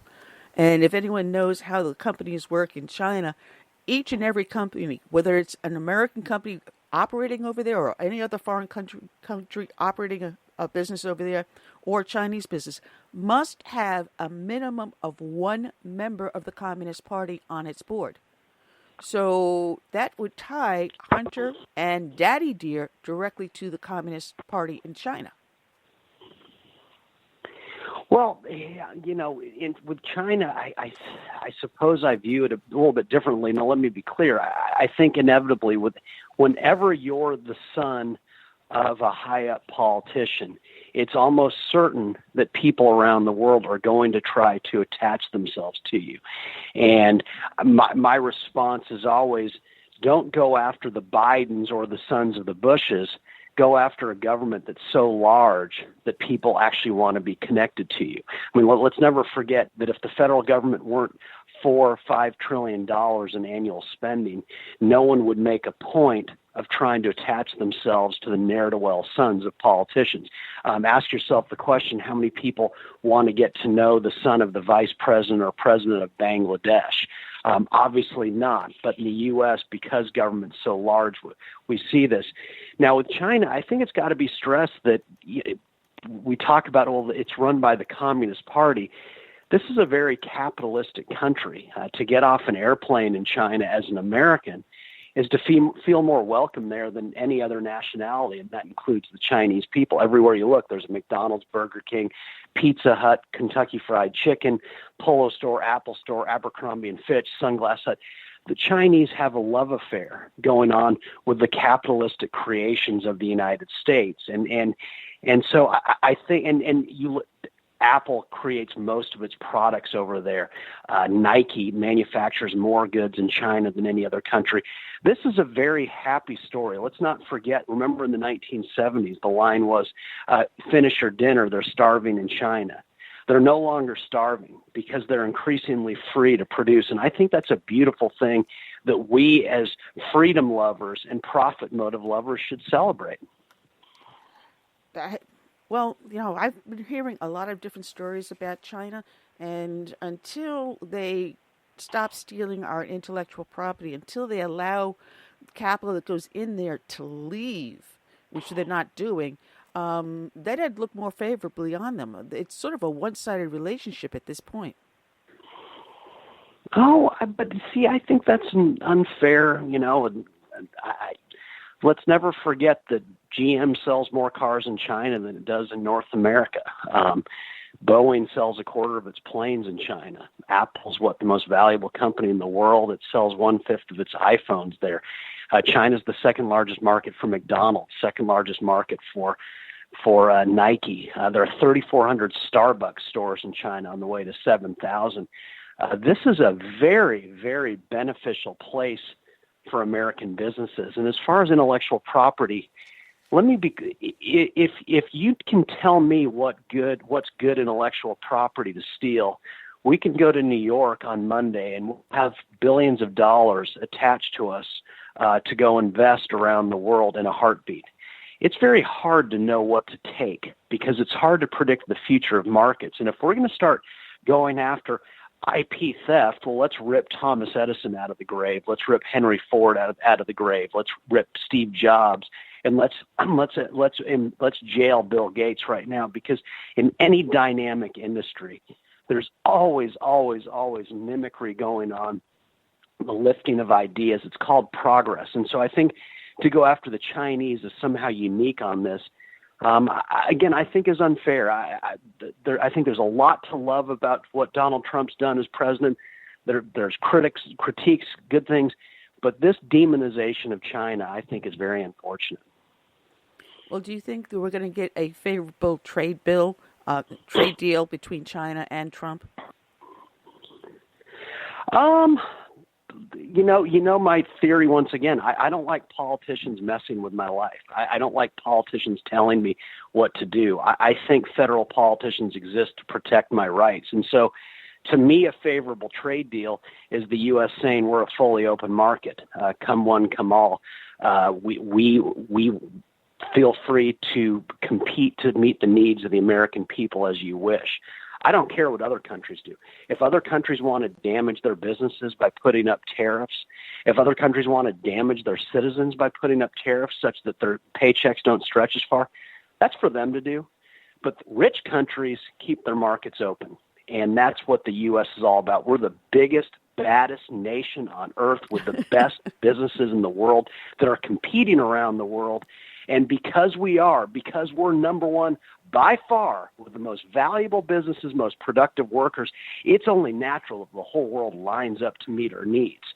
And so we have the average tariff on goods coming into the U.S. is 1.4%. It should be 0. But the fact that other countries want to hurt their citizens by putting up barriers, look, we're the United States. We compete with anyone. We vanquish anyone. So I don't like when Republicans say, oh, people are taking advantage of us. That's not the Republican Party that I know. The Republican Party that I know says, come one, come all, we're the best.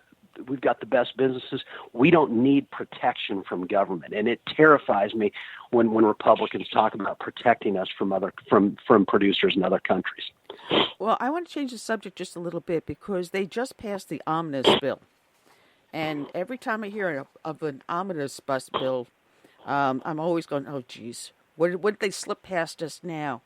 And it looks like in this thing, without any debate, without putting anything out there, they inserted into the bill, believe it or not, raising the age to buy tobacco. That has nothing to do with government spending. Why is it in a spending bill? They included coal miner pensions being guaranteed by you and me, the taxpayers. Excuse me, that's private industry. What does that have to do with the tea in China? I mean, I should not be paying for a private corporation to guarantee a person's pension, period. That was done in secret. Then they threw in there gun violence research.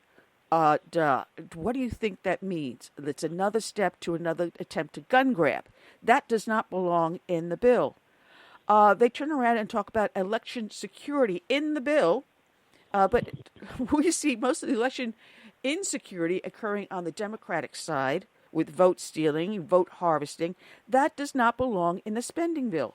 And then they put in hidden fees to pay TV.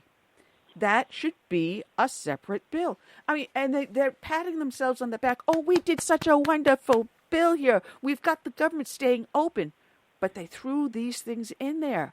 This is crazy, John. Well, look at the spending bill more broadly. What does any of this have to do? Again, let's never forget the Constitution, what it says. It's not something limiting our rights as people. The Constitution's kind of clear.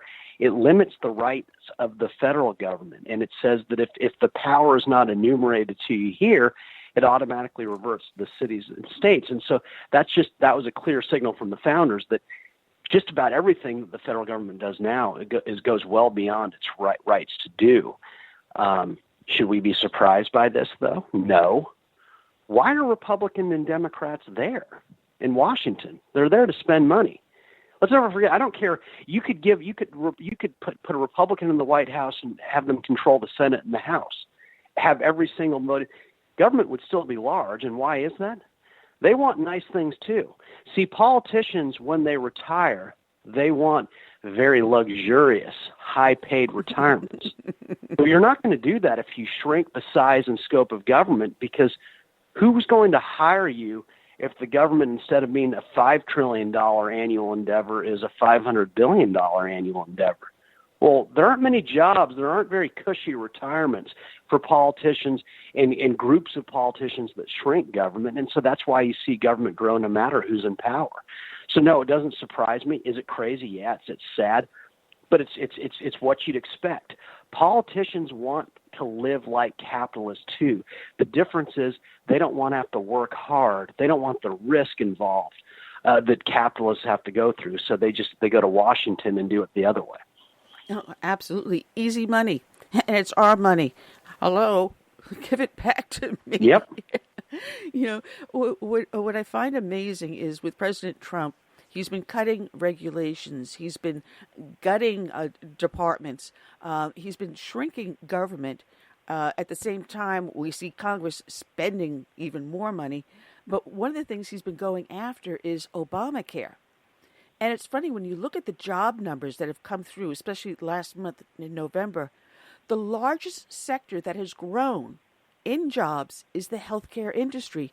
And now, just recently, a court has ruled the mandate unconstitutional in a 2-1 ruling handed down by the panel of the 5th U.S. Circuit Court of Appeals in New Orleans.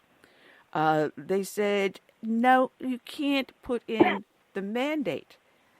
I'm finding that amazing because when Obamacare was being debated and going forward to vote on, I had a gastroenterologist. I went to see him, and he looked at me knowing that I do this show. He goes, you know what? I'm going to tell you this flat out.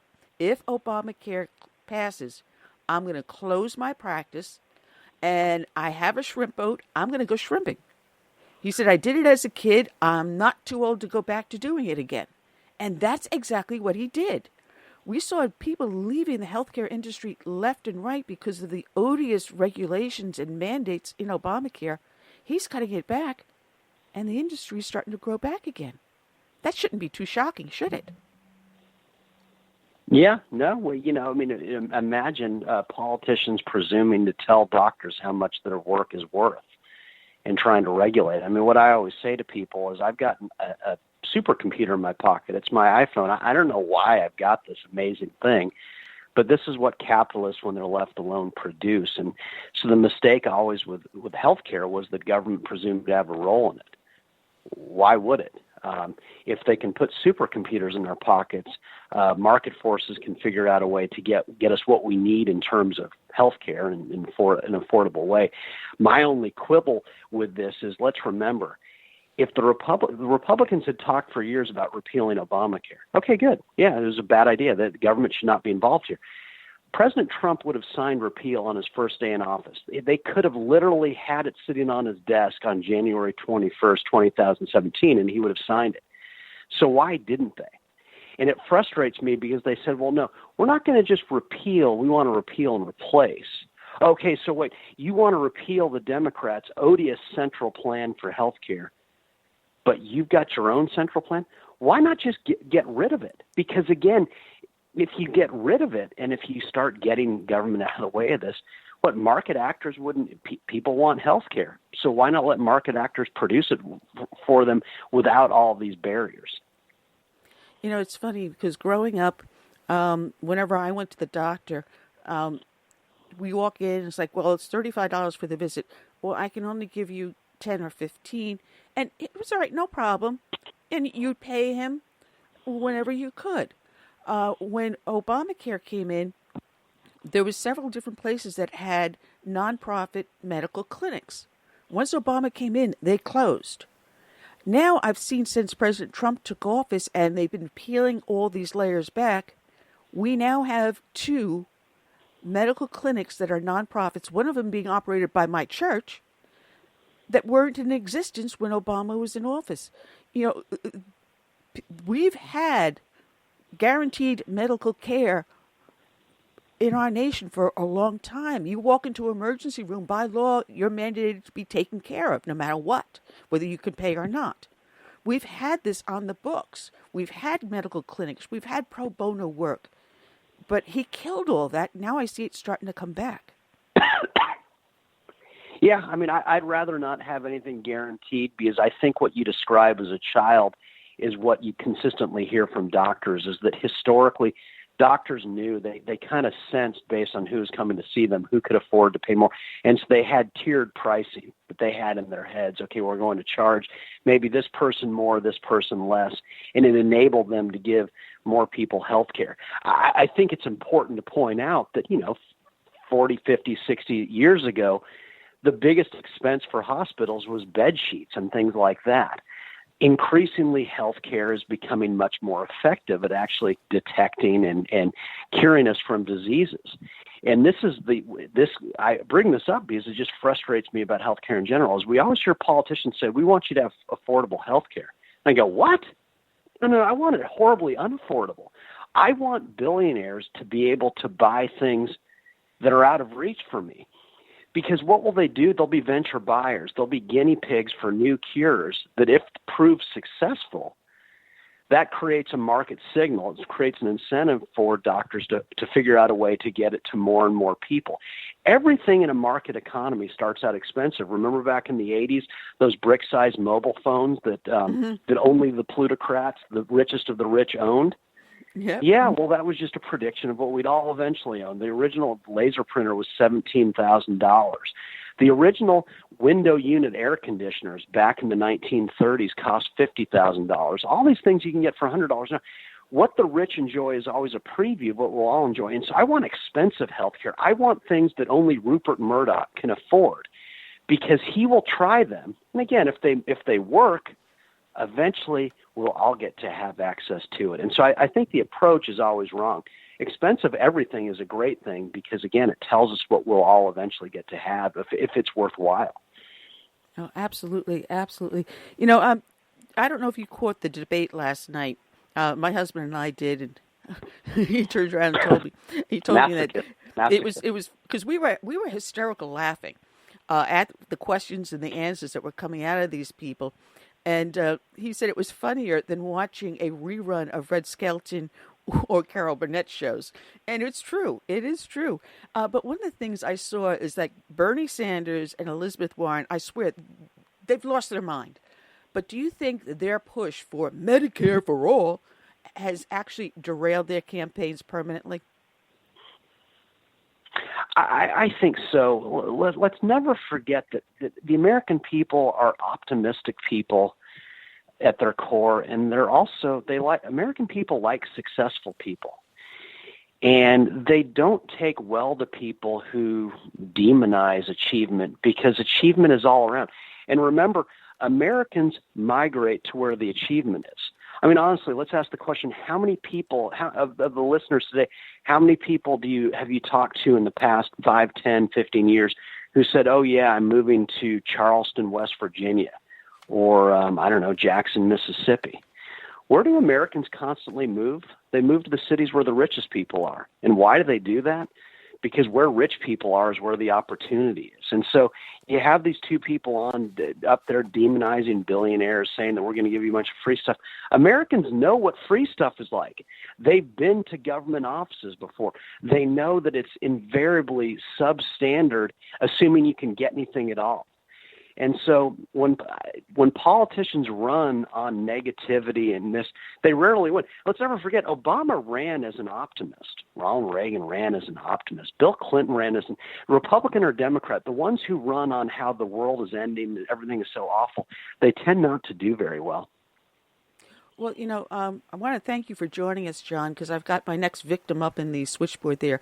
But people can find you. Yeah, always a victim. People can find you at FreedomWorks as well as RealClearMarkets. And your book that you have out is called They're Both Wrong, which is a fun read. John, thank you for joining us. You're always welcome back, and have a very Merry and blessed Christmas. Likewise. Thank you guys so much for having me. I really appreciate it. Take care.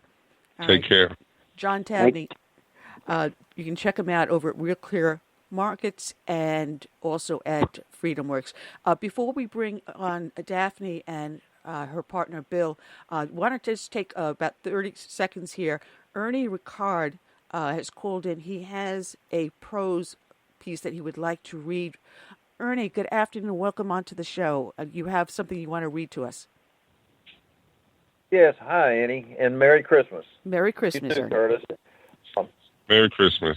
I wrote this the 18th. This is after the impeachment hearing, and I hope the president's listening. Okay. America looked into your eyes and saw them filled with pain. You've always held your head up high. Now you're defending your name. You reached deep inside your heart and found the strength to fight. For God gave it to you when America prayed one night. God wanted you to tell as many as you could about his plan, about his grace, and you told him that you would. In your walk with Jesus, you found love you never knew. From friends, family, and from God, spiritually you grew. America loves you more than life itself. It's been a battle for us all. But God would get us through it. He will never let America fall. Mr. President, Merry Christmas. You are our hero. Wow, Ernie. That was really wonderful. Thank you so All much. right. All right, Ernie. And I'll be talking to you later on, Ernie. So have a Merry Christmas yourself. Okay. Thank you. You're welcome. All right. Let's bring on our friend. Take care. Daphne Barak. Daphne, do you have Bill with you? Absolutely, he's here, and definitely became a friend. And by the way, that was very powerful, Annie. Ernie's remark was so powerful. Well, what I'm going to do is ask Ernie to email that to me. I'm going to ask Ernie to email me that whole thing, and I'll send it over to you, because I understand you're going to be seeing Trump over the Christmas holiday, right? Exactly. We are heading there. Just before Christmas, yeah. Yeah, So, and we can get that to Trump. Absolutely. Absolutely. I believe it. I believe anything like that would make him feel stronger, which he is very strong. All right. All right. And Daphne, you have your book out, To Plea or Not to Plea, about Rick Gates. And Bill Gunasti, good afternoon, Bill. Merry Christmas. You have your book out. Hi, Merry Christmas. Good to be with you guys. Game Changer. And people can get both those books by going to your websites, which is your name, there's a link up on the show page. People can click on it and go directly and get your books. And they're excellent reads. Actually, your book is not out just yet, Bill. It's out next month, correct? Yeah, Yeah. No, not yet. It's next month. All right, well, but people are pre-ordering it. It's on Amazon and all over. Well, Bill, you got to get me a copy so I can read it and get you back on after it's released. How's that sound? We're going to send you a signed copy, both of mine and yours. You're going to text message me your address. Oh, all right. I didn't do that. Oh, I'm sorry. My bad. I'm text slipping in my old age. Don't forget, we decided unless we come to see you beginning of February, you're coming to Super Bowl to Mar-a-Lago. We decided, you and I, right? Okay. I'll talk to you about that. Yeah. I'm looking forward to that. I still got plane tickets I haven't used, so I can use them.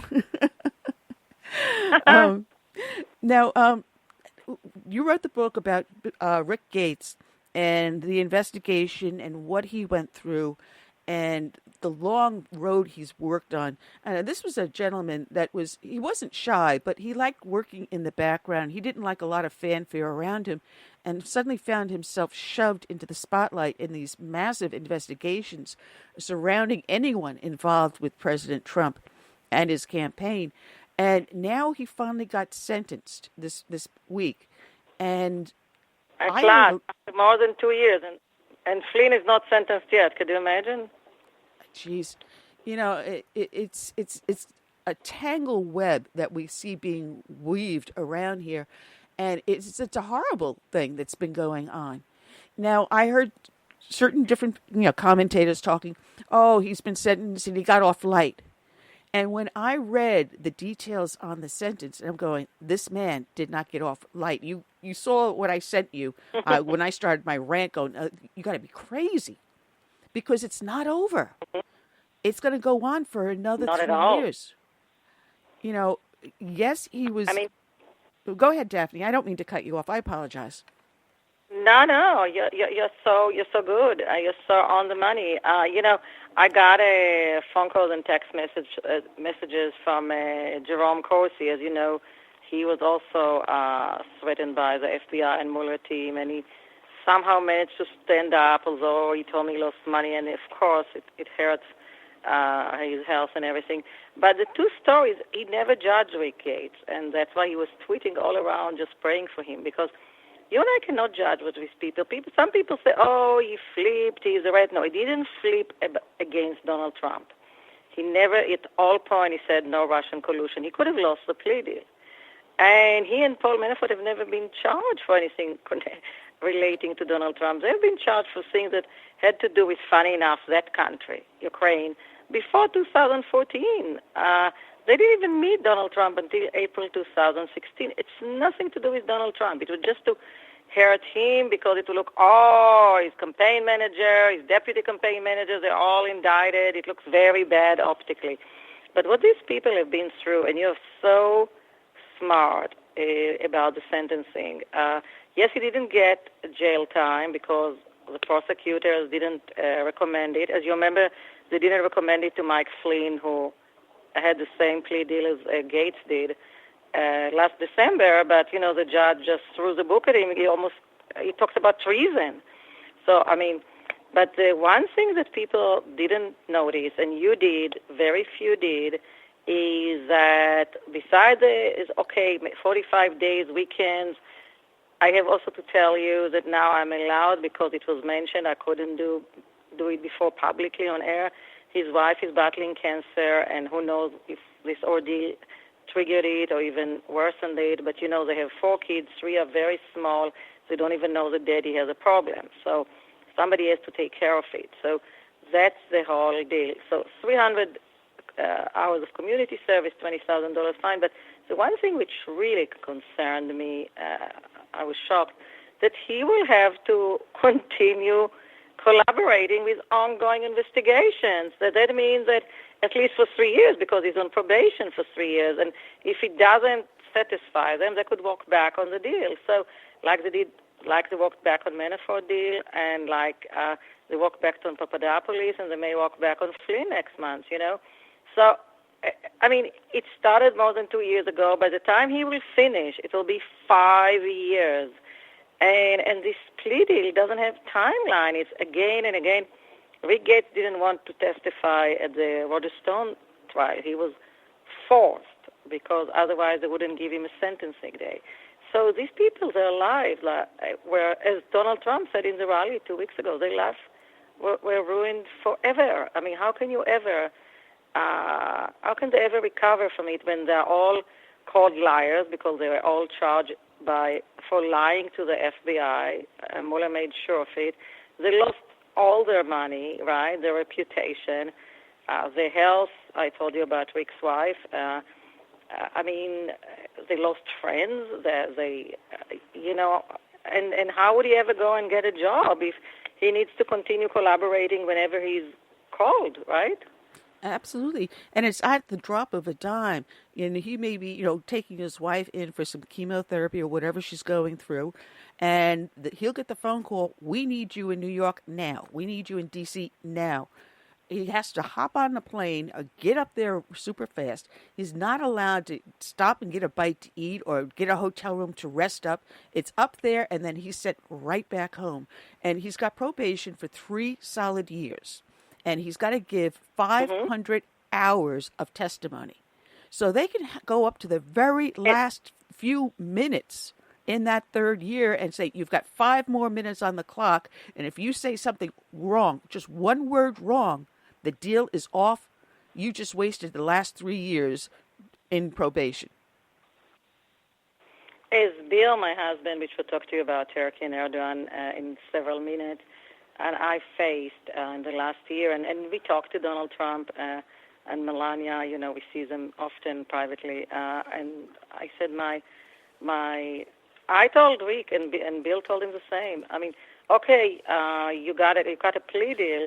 So unlike Manafort, you are not in jail, but you are in jail. Basically, you are a prisoner. You are their prisoner. Okay, you are sleeping at home. Of course, it's so important for your kids and for you, but you are a prisoner, and there is no timeline, The idea that, and don't forget, still, there are so many rules that you and I didn't know before I started to write this book, To Plea or Not To Plea, the story of Rick Gates and the Mueller investigation, and film with him.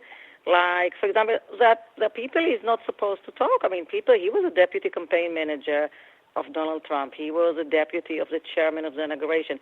He was very liked because he never seeked for the limelight, and he was very helpful for people.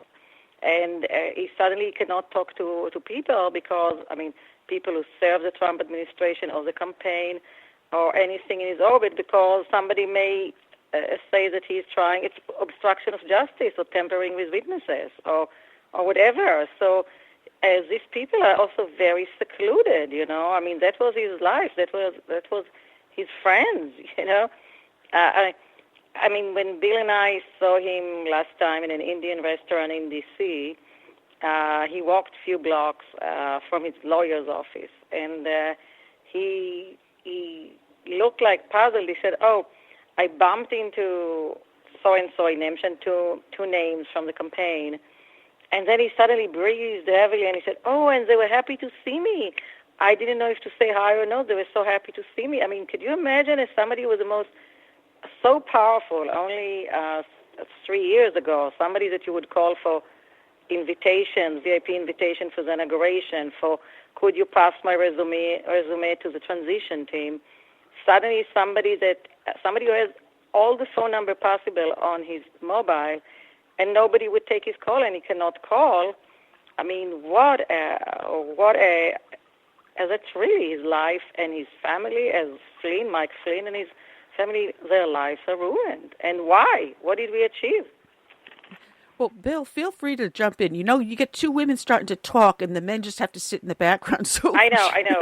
Jump in, Bill. Bill is going to take over right now. When you live with one of the women in the same house, how can you talk? Hey, I understand. Yeah. Well, before Bill says, I have to say one thing. One time, the president and the first lady and Bill and I are talking, and the way Bill described it, and we were talking like a whole, 35, 40 minutes, and the way Bill described it, like Daphne and Donald are both New Yorkers, are like machine guns, boom, boom, 5 topics in one sentence. And he said, Melania and I are just trying to get a word in. But But what you guys talking about, you know, the drama involving Rick Gates is actually puts it in perspective where America is today. What happened to America after 20 years of these leaders that we elected, Clinton, Bush, and Obama. We elected them, and they stayed in power 24 years. They brought America down. There was a moral decadence during Clinton time, and there was a military destruction during George Bush time.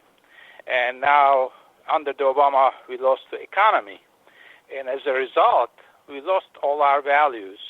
What's happening to Rick Gates today is reflective of where America arrived from where it was. It was a great country with a common sense, and everything was, you know, all those things that we cherish about being Americans, and all those values have gone with 3 terms of globalist presidents. And today, we are persecuting an American civilian, simple American family, father, husband, and we are persecuting him like anybody else has been in the past persecuted in the third world country, that we, America, with high values, and cried for them and went to their help. Right now, we are doing it, what we saw overseas, what were happening in the world, we are doing it to our own kind. So we came to such a transformation. We lost such values along the way, at least some of us. Some of us have the values, but some others don't have, and we see it in Rick Gates. You know, it is such Absolutely. it's such a shame what they have done to these individuals, you know, who went and tried to serve the nation, doing something good, electing a president who is succeeding in bringing America back to its roots. And because they're doing that, they, in order to get to Trump, they have to go to everyone else first to go to tear down Trump. And look at what we've got now, the 2 articles of impeachment that are bogus. I mean, what is obstruction of Congress? What if he doesn't turn over all of his records or documents, whatever? What are they going to do? They can't do anything. Just hold him in contempt. They're going to send Capitol Police over to the White House and put him in handcuffs? Please. It's not going to happen. It's a joke. I mean, and the country is so divided. I mean, it's just, it used to be, Annie, that couples like Bill and I, and I'm sure you and your husband and your listeners, we said we don't talk about religion because we don't want to fight. Now, some couple cannot talk about religion and Donald Trump, right? Because it's like I've never seen something. Now, I have to brag about Bill for a second. I want to share it with you first. So I have a friend called Steve Bannon. You know him, right? And I brought him to California GOP just after he was fired from the White House, but before the whole downfall of the book, Fire and Fury, that he did a big mistake to collaborate and probably didn't understand the consequences. So he did the biggest for California GOP. Suddenly it was like, wow. Beside Donald Trump, which I brought there in April 2016, it was probably the biggest. So Steve Bannon read Bill's book, which I'm going to send you because, you know, it's out only in January. It's on pre-orders.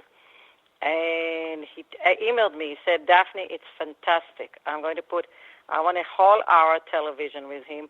I disagree with him about everything. I think Erdogan is more dangerous than China. But it's so brilliant that I want to argue. And I said, I'm in, right? Did you imagine what it will be mid-January, which, of course, I'll invite you and several friends, you know, just to pop in. And I welcome it because Bannon is very informed, as yourself, and he has his own opinions, which Bill disagrees strongly, but it will be a very, very educational debate about Turkey, America, Erdogan, Iran, Syria, and you know, by very well-briefed people. Both of them are super briefed. Bill is an insider. He talks to both Erdogan and Trump, that, as you know, Bannon does not talk to Trump anymore, but he's very educated, and I think it will be a wonderful event to just traffic some attention to foreign policy topics that usually are less attractive, right? Yeah. What do you think? I think it's a great idea. But right. You see, Bennett goes from the perspective of Christianity versus Muslims. And I say, in the book or otherwise, I say, religion aside, we have lots of issues to resolve. Look how the humankind is treating one another. Of all places in America, we just talked about Rick Gates. And that has nothing to do with religion. That has to do with greed and other human qualities that are not, when you overstep the boundaries, it's not good for anything on this planet. And so I talk about it. Forget about the religion. Forget about where people come from. We live in a little planet, one planet, and we all have to live with each other. And look at what happened in the past. What happened to Europe with 30 years wars? They fought each other. Christians killed each other for 30 years in a row. And then what happened? They had a miserable life in Europe. And the Muslims or Ottoman Turks or whoever came and took over, settled in Europe.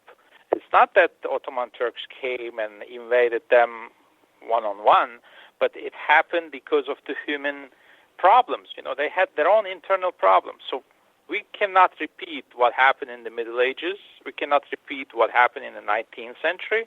We cannot repeat 20th century. We live in the 21st century. That's why we elected President Trump. He's a modern person. He comes from Manhattan, and he's controversial on many things. But on the other hand, he's making progress for what is good for human beings, whether American human beings first, and then the rest of the world. He's talking about free and fair trade. And everybody else on the other side of the aisle calling it trade war. There is no war. There is a free and fair trade pursuit on the part of Trump. He's negotiating from the point of strength where he has. He's asking the most, and then he's settling down somewhere between the little less or the middle ground with whoever he's negotiating with, whether this is Russia, China, European Union, Turkey, or whoever else. And this is, and you want to find something wrong with this, you can find it every single day, every single moment. But unless you know how to trade, how to internationally negotiate things, which Trump knows, and neither Obama, nor Bush, nor Clinton knew anything about these things. They didn't know. I studied international regimes in the New York University, and this is what they taught me. This is what Trump is doing. This is what Obama, Bush, and the Clinton didn't know. That's why we are number 3 economy in the world. Since 2010, it's projected as such, and we will become as such, and then that's our fault. We elected the wrong people. 3 presidents in a row. We have to accept that.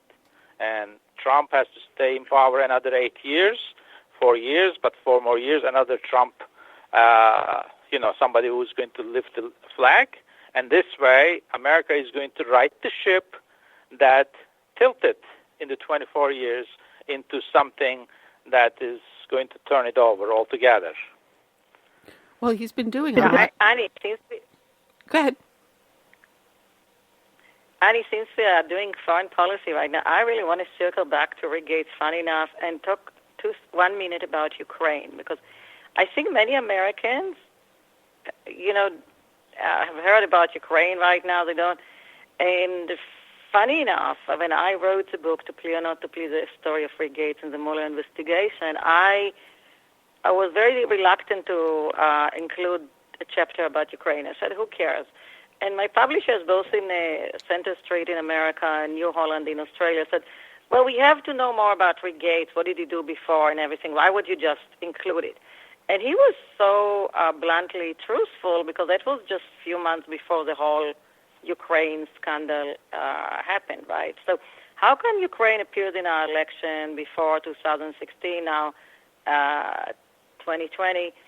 So you may know, and some listeners may, but some not, and not because they're not educated, because, it's not a common knowledge. Ukraine, it's an invitation to corruption. What Rick Gates and Paul Manafort did there, They created a democracy, quote unquote, like similar to America from nothing. They created a party which didn't happen. The president that time won, the guy they were working for, but it was rigged election, so nobody recognized it. So they created another election as if they had a party. They created a party from zero. Then he got the parliament, and then he was elected by the parliament. So this time it was sort of, quote unquote, kosher, right? I don't know how much kosher, but it was perceived as kosher. Then he was ousted because of corruption at 2014, right? But the same thing, it's a very, very unstable democracy. It happened in all over East Europe. If you remember, Ceausescu were assassinated, the couple were assassinated in Romania. Same thing happened in other countries. It's very difficult after a dictatorship and after such corruption to suddenly install democracy overnight. That's what we tried to do in Afghanistan, you remember, after the war. It didn't work. So it's an invitation to corruption, right? So it's very normal that Donald Trump would say, hey, I want to know where the money is going there, because corruption there, it's like it's a daily thing. It's not that because the people are bad, because because it's such a vulnerable structure. It's not a dictatorship anymore, but it's not a democracy yet. And then the people who know how to play it, and Rick Gates told me something so bluntly in the book, which we're going to send it to you, that I don't think he would say today, but it was just, as I said, 2, 3, 4 months before the whole scandal with Ukraine exploded. And he said, I didn't like Paul Manafort, I didn't like the political game that much. Paul Manafort liked to play politics, he liked to win, very legit. I understood that's how he and Roger Stone had risen to fame decades ago. Rick is much younger. He didn't like it. He said, what I liked was the format. And what is the format? The format, he said, was that when a new guy is winning an election in Ukraine, and there are other countries like that, so suddenly the people who were, quote-unquote, the foreign investor, friends of the former ruler, are very nervous. Would their assets be confiscated? Would they be suddenly legal lawsuits against them?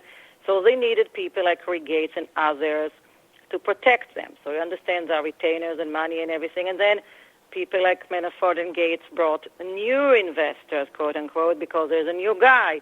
So the whole thing is corruption. What he said that they perfected the format, basically for Rick, he said, I just had to endure the political game because I really enjoyed the financial game afterwards, right?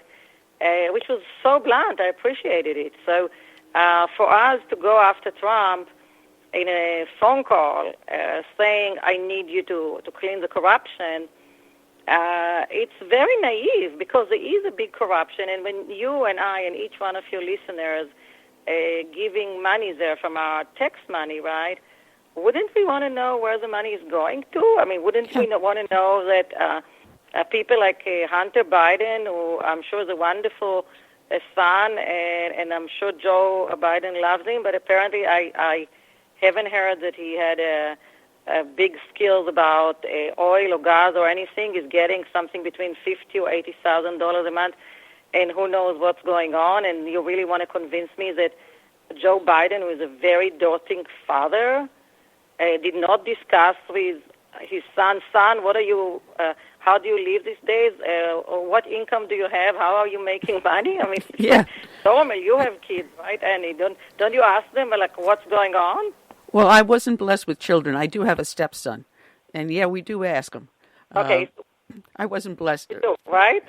But, you still know what your siblings are doing, your stepson is doing. You know. You ask. It's part of daily life. What really gets me, though, is my husband, his family were displaced after World War II. They're from Latvia. And when we were, listening to Hunter Biden's story, unfolding, it was really crazy because the money he was getting from the Ukraine was then being laundered through several other countries, and eventually, somehow or other, it made its way through Latvia. And Latvia is the one that threw the red flag saying, hey, wait a minute, something is wrong here. You know, this guy is the son of the vice president. He's getting this money from this oil company. It's being laundered through several different countries, including ours. This doesn't look kosher. You know, people don't realize that this corruption was part of the fabric. It was part of the everyday life, from the peasant to the tyrant. Everyone was involved. And it wasn't Joe. Andy, there's a thing going around on Twitter, and it goes like this: the Democrats are trying to impeach a president for trying to expose a crime, and then elect the person who committed the crime. And that seems to be the modus operandi of the left. They blame you for what they're actually doing, and they actually get away with it most of the time. Go ahead, Daphne. Absolutely. Go ahead. Do you want to say something? Oh, I agree with it. I mean, it's. I think people don't remember, but because Bill and I have been very close to Benazir Bhutto, the assassinated Prime Minister of Pakistan, and I did the only interview with President Musharraf and his wife, who is right now, by the way, has a death sentence in Pakistan as a few days ago. So we're very known in Pakistan and India and everything. So I followed this area very closely. And I remember when Joe Biden was a vice president, he went to Afghanistan, and he threatened the President Karazi. He said, I mean, enough with this corruption, enough with everything, we are not going to give you money anymore. So if you're so, and you know what, I want to give him the credit that he really meant that, right? Mm-hmm. But at the same clock, at the same timeline, on his watch, his son, unknown to me and to you and to all your listeners until recently, was getting paid, I don't know, $80,000 and some millions from China and everything. So, I mean, it's good that you're fighting corruption. It's very good that you told the president of Afghanistan, because Afghanistan, like Ukraine, is another very corrupted place, right? But if it's such a thing that you believe in, don't tell me that you don't know that your beloved son is living so lavishly, and you forgot to ask him, sweetie, where is this income from? Yeah, the hypocrisy the hypocrisy is just absolutely stunning. And you've got Adam Schiff and Nancy Pelosi that pushed for this impeachment with Ukraine, but very few people know that a Ukrainian arms dealer held fundraisers for both of them. For Adam Schiff, 2 of them. The plates were going from between $1,000 to $5,000 a plate. And Nancy Pelosi, same thing, between $1,000 to $5,000 a plate. Igor Pasternak was the Ukrainian arms dealer. And they're in bed with him. And yet they're blaming Trump for trying to rout out the corruption. Oh, wait a minute. Now, I get it now. They're going to lose their corrupt dollars coming into their campaign if Trump fully exposes it. Isn't that what we're looking at? Could you imagine? I mean, and by the way, to say about Trump that he took photos with this Giuliani to associates. By the way, Annie, you say it looks like a duck, it talks like a duck. This guy, you couldn't. I mean, Robert De Niro couldn't create them, you know, for one of the good fellows. They look like good fellows, they talk like good fellows, they're good fellows. God helps them, right? I'm sure they're wonderful people, but I mean, really, it's what it is. But what do you want from Donald Trump? I mean, what does he do when he goes to rallies, right? Everybody that pays more, whatever, what we call a VIP, is getting a photo op with him. Do you want him to start before he takes 100 or 200 photos in an event, to start asking, what are you doing for a living? Where are you from? Are you part of the mafia? Do you know anybody from the mafia? This is crazy. I mean, Hillary Clinton, and I used to be a Democrat, and I used to host her in my home and everything, which Bill had to stomach for a while until I grew up, right? But Hillary Clinton was a huge, yeah, I know, right? And a huge scandal that she took a photo not only with a criminal, but somebody that actually was wanted in California, right? It was a very famous story. And funny enough, I was at that fundraiser. It wasn't my fundraiser. It wasn't in my home, thanks God, because I vet people I invited home. But it was somewhere else in New York. And even then, I have to defend her on that case, because how does she know? How does any candidate know? You know the rule, money talks. And if certain people are in a line because they paid so-and-so money, they would take a photo. That's the Washington game. It's not only in Washington, right? Why do people pay money? Because they want these photos in their offices, on their piano, right? So what do you want with Donald Trump if he had photos with these people? I mean, it's like we're becoming very... and the Democrats who are asking it, they know the game. They don't even know if they have photos with people like that. I'm sure they do. Maybe even with the same people, because as you know, Annie, some of these people are giving money to both sides, right? Yeah. And the funny thing is, Trump admitted he donated to both sides before he decided to enter politics. You do it because you're a business. Absolutely. You know, that's what a businessman is doing. So, I mean, what do you want about these photos? That's completely... Look, the truth is something else. I remember when Bill and I went to... It was a November 7th, right, 2016, and Bill and I flew to New York from California, stopped, saw the Trump family, stayed at the Trump Hotel, continued to Israel because I'm also doing specials for the biggest channel in Israel, Channel 2. So we flew there. When we left, we were hoping he would win. But the feeling was not good. You remember the polls and everything, right? From the moment we landed in Israel, suddenly when my mobile came back and they're like, oh, Daphne, could you arrange for me an ambassador and everything? I said, something is going on. I think Donald won, right? But I also got messages at the same 5-6 hours at the beginning, shocked messages from some of our friends in Hollywood, and like, oh, my God, it's probably a wrong, we have to undo it. From the moment he was elected, people in Hollywood, money people, half of the country, which wasn't happy with the result, unlike other times that half of the country wasn't happy, and they say, well, let's work hard to elect somebody else in 4 years. They were already thinking, how are we going to undo it? How are we going to remove him, impeach him, sue his family, sue that. And you know, that's what we are ending up right now. So we had the Mueller report going back to Rick Gates and my book, To Plea or Not To Plea, that Manafort is going to be in jail for 8 years. Gates, his life is ruined. Flynn, his life is ruined. Even people like has nothing to do with it, only like witnesses, like Michael Caputo lost his house just because of the legal bills, right? And but what does it have to do with Donald Trump and his victory? It's just like the frustration. Let's punish somebody. Let's whatever. And now we have the impeachment, which the impeachment. Some of the people use the impeachment from day one. I mean, but there is a big Hollywood star who won an Oscar. It's a woman. She's a friend of Bill and I, and we decided not to talk politics just for the sake of the friendship. And basically, we saw her here in California, and she basically said it was like 3-4 months after Trump won, and she was on the stage. She did a stand-up on the stage. I'm not telling you gossip. And she said, what are we going to do about it? We are working to undo it. And I'm looking at her, and I said, are you normal?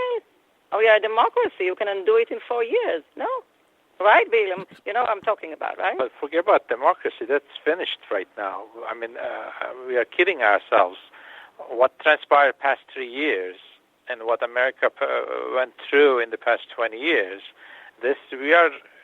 lots of things changed. Look, the other day, Mark Levin was on Sean Hannity's show, and he said something. He looked at it as a constitutional expert. He claims, and he said that based on the impeachment of Trump, I can cite everybody from Theodore Roosevelt to JFK and lots of others, 10 other presidents should have been impeached. So, conclusion, he said, as soon as next Democrat president is elected after Trump presidency, whether in 8 years, 12 years, and we will impeach. The first thing we will do as Americans on the right side of the aisle, we will impeach. We'll start the process against this Democrat president because we already degenerated the political system in America, which is democracy. But look at the democracy, what happened. Damage is already done. I mean, we have to look, as Americans, we have to wake up and look, whether it is what happened to Rick Gates in your book, Daphne, or what happens what I say in my book. I'm a new American in Game Changer. What do I talk about? I say, hey, wake up, America. America is gone. America is gone in 2010. And this is our chance with President Trump to recover what we lost, what is going to go altogether from our hands. We are going to become number 3 country in the world, and then we can be worse off than number 3. But we have to cherish this moment and elect President Trump one more term and elect another Trumpian president after that. That's the only way we can, and we cannot do this with wars. We cannot do this with anything. We have to do it by working with everybody else, like President Trump is doing. I mean, President Obama did not work with half of the people that President Trump is trying to work and is working, despite all this Russian collusion farce and this whistleblower fallacy. And despite that, he is working with leaders. And because President Obama did not work with those leaders, that's what we lost. If you don't talk to the other leaders, and if you don't know how to talk to the other leaders, President Obama neither talked to them properly, nor he knew how to talk. And unfortunately, they gain against us. And President Trump knows how to talk, and that's why they are jealous of him. There is a Republican who is able to do the job, and he's doing a great job, and then they cannot stomach it because he's also making gains, political gains. But unfortunately, we crossed that threshold, and we cannot be forgiving right now. We have to pursue on the election front. And don't you think the Democrats are going to come after President Trump after the 2020 elections one more time, absolutely. Even though he will win by supermajority? They'll come again. Absolutely. And matter of fact, win the House back. Not unless we win the House back. Well, I think that'll put an end to a lot of that. We will win the House, but they will still come back. They'll create something, try to create something to come after us. They're not going to sit at home. They're not going to resign to their fate. They'll come. They'll be more violent. Now, Annie, I have to brag again about Bill. But by the way, he doesn't know how to promote his book. Could you say the names of the book? It's Erdogan and Turkey and the Trump Game Changer, right? So when we were in Mar-a-Lago 2 weekends ago, so we saw Trump daily, of course. We talked to him daily. And Bill wore a hat, not MAGA, not Make America Great Again, but a hat on his book, like Trump Game Changer, right? And I have to tell you something about the president. He just came back at that point from Afghanistan, as you remember. He was tired, and he was immediately at the golf club. And he feels when you go to Mar-a-Lago or go to his club and your friends like us, he feels like he's the host, although it's his time to relax. He doesn't have to host me. You know, I like to give him privacy. He was so gracious. I was front pages because I'm bringing Roseanne Barr to Mar-a-Lago. They brought John Vogt last year to the big party. So I was front pages. The host of the party promoted it. He congratulated me, talked about Roseanne, talked about John Vogt, and then he talked about Bill's book. And he saw the hat, and he signed 3 hats of Bill's. And I think, Annie, tell me if I'm thinking right, I think it's probably one of the only time he signed a hat which is not Make America Great Again, and he insisted to do that. And he was so gracious that I was thinking, God, the man is just flew back from Afghanistan. He's facing impeachment, so much hatred, right? And he has time to ask about Bill's book and sign his hats and be so, and ask how is Roseanne feeling. It's incredible. I'm just very worried about him because This is a guy that we're waking up every morning and has to make the biggest decision, not only for America, but for the world. And the amount of hatred and pressure that we are adding to the pressure that he has to deal with anyway, it's just like enormous. So, I mean, instead of, and he was, by the way, very gracious to Eric Trump, was there with Lara and the babies. And by the way, we are going to hint to your viewers that we're working for an interview with Eric Trump for you. I already emailed him yesterday, and I'm sure he will do it in the next couple of weeks. And you'll get along great. But I'm saying even Eric came with several young friends of him, and he was posing with his friends. He was acting like a friend, like a father, like a grandfather. And I just applauded him because I don't think that I could have done the same under so much hatred and cruelty. It's just very, very concerning. Don't you agree? Well, I definitely do. In the beginning, when Trump was running, and I would address a lot of Republican clubs and organizations, and they would say, well, we really don't know about Trump because we don't think he's a conservative. After all, the Democrats, they try to court, Trump to run for as a Democrat. So what I would do to counter that, I would say, well, maybe he isn't a conservative, but he's the next best thing, and that's a patriot, and that's what we need. And they like that. They understood what I meant by that. Exactly. He loves his country. Right. And you need to know, to know him. I think his persona, and Annie, we're working on a few to do an interview with him as well, not the next 2 weeks like Eric, but when you see him, he's very different than he comes across in public. When you see him in rallies, it's the rally persona. Of course, he has to appeal to 10,000, 20,000 people. He has to energize them. It's a complete different thing. When Bill and I see him with Melania, or one-on-one, he's very attentive. It's very what you see is what you get. There's nothing He has a great sense of humor. He's a very down-to-earth person. When you talk to him. And what I like that he likes to engage. He basically he would see you, Annie, and he would tell you, what do you think about that? What do you think about that? Sometime when I'm talking to him, he asks Bill, what do you think about this congressman, Radcliffe? What do you think this?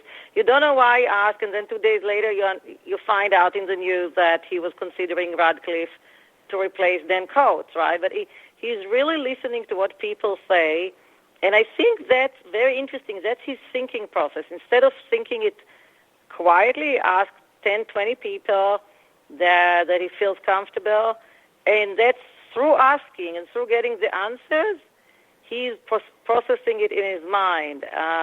It's just a very interesting process to watch, So when you're with him, you have to be very alert because whatever you say may influence. He absorbs it. He absorbs it. And Pastor Paula said the very same thing about him when she was on the show the last time, that he does ask a lot of questions and he mulls things over and then he just absorbs everything like a sponge. And that's always fun to watch someone do that. Yes. Absolutely. And that shows you that, people that he saw that when he said things very truthfully, people are made fun of him, and I actually take it as the opposite way. For example, you remember they asked him at the beginning when he was running and nobody took him seriously, where do you get your information about foreign policy? You remember this question, Annie? You remember it, guys? And he said the truth. He said, from you guys, I'm watching television. So he didn't say no from so-and-so professor or from so-and-so think tank or from, from a BBC, high-end whatever, or from so-and-so high-end book. He said it as it is, right? He watches television. He watches many opinions. He talks to people. And that's how I get it. And people made fun of it. But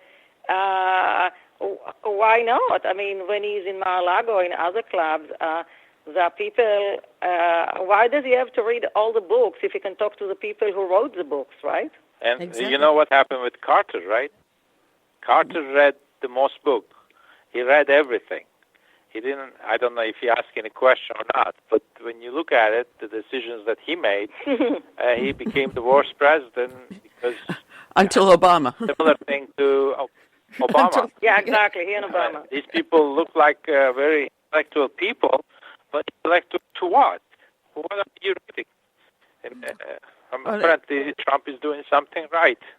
No, it's funny because as I'm talking to you, up above my head on my desk, I've got a picture where I posed with Rudy Giuliani when he was running for mayor. He was at one of our fraternal dinner dances when I was a New York City police officer. So I've got a picture of him above me. And I got to mention, you guys have a billboard on Times Square that shows both of your books, Game Changer and To Plea or Not To Plea. And it turns out it's a billboard owned by a friend of mine. What a small world. Oh, my God. Oh, my God. And by the way, I didn't know. It's a very funny thing that you noticed it. We were in New York. My book, the week my book was out, so CBS News kicked it off, and then Fox News. And then, a friend of mine says, look, I want you to go to so-and-so barbecue in 42nd Street and everything. I reserved a table. Take a couple of famous friends of yours. And we were late for a flight. You know, guys, what is it to be late for a flight, especially Friday afternoon. And I said, oh, forget about it, and I don't like barbecue, and why would I go downtown and all that? He said, no, you have to. That's my surprise. So we went there with a good friend of ours, Rita Cosby, who's a television host. And by the way, a huge fan of you, Annie. I think she's listening to us right now. Hi, Rita. Oh, really? And Wow. she brought her husband and a couple of friends. And basically, as we, after half an hour, they bring us these huge drinks. I don't know, like a gallon of drinks, very bizarre, colorful, and barbecue. And suddenly, the guy is calling me, and he says, look right now at the window. And we looked, like, oh, my God, who's there? It was so funny. So apparently, he, I guess, bought the last moment or the last 2 minutes of every hour. So he said, you're always giving to others. What can I give you? And by the way, it was the best gift ever because the surprise factor. I was like, what? Are you kidding me? Yeah, he's so nice. He's super. It's a small world. He is super. And I sent you the message that when his son went through Parris Island Marine Corps Training Depot, he had no place to go for Thanksgiving last year. So we had his son over here to have dinner with us. So, yeah, he's a sweetheart. Great photo. Yeah, he also represents a friend of... Great photo, right? That's Yep. Yeah. And how'd you like the photo I showed you when we did the Trump rally? How'd you like my boots? Oh, I love that. I love that. You're good. You're absolutely good. Absolutely. My God, that's the time. You have to tweet it. You have to tweet it with your radio show, right? Now, let me ask you right now, as much as we are on air, because you're so good, and you almost, you wanted to be an actress, which you could easily, right? Why don't you do like what Steve Bennett does, both a radio and a podcast and television? Well, this is a podcast. It is actually live right now up on Facebook, but I am so a technical idiot at times. I haven't been able to figure out how to do the Skype phone calls and put them on the air to have video of you. I have not figured that out yet. If someone is able to teach me one day, I might be able to do that. But we are actually live, and it will go up onto YouTube after I get off the air. No, I was thinking about you. I will hook you with the right person who does that, who actually does the Bannon thing, and he's on Newsmax. You can do the same easily. Both Chris Roddy. Oh, yeah, why don't you? Yeah, both Chris Roddy, the owner of Newsmax, and this guy, Rob C., who owns the equipment, are close friends of Bill and I. So after the show, we'll do it this afternoon. It's very easy. Be interesting. We're down to our last 6.5 minutes, guys, and it's been so much fun to have both of you on together. And I'm sorry, Bill, you hardly talked because the girls took over the show. Well, you talk right now, sweetie. You put me in a position, You did good company. And you didn't talk either. Both men are like, oh my God, we're trying, right?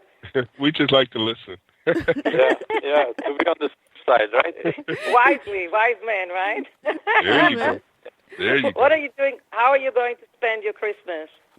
Christmas is going to be very I'm quiet. heading up to Philadelphia.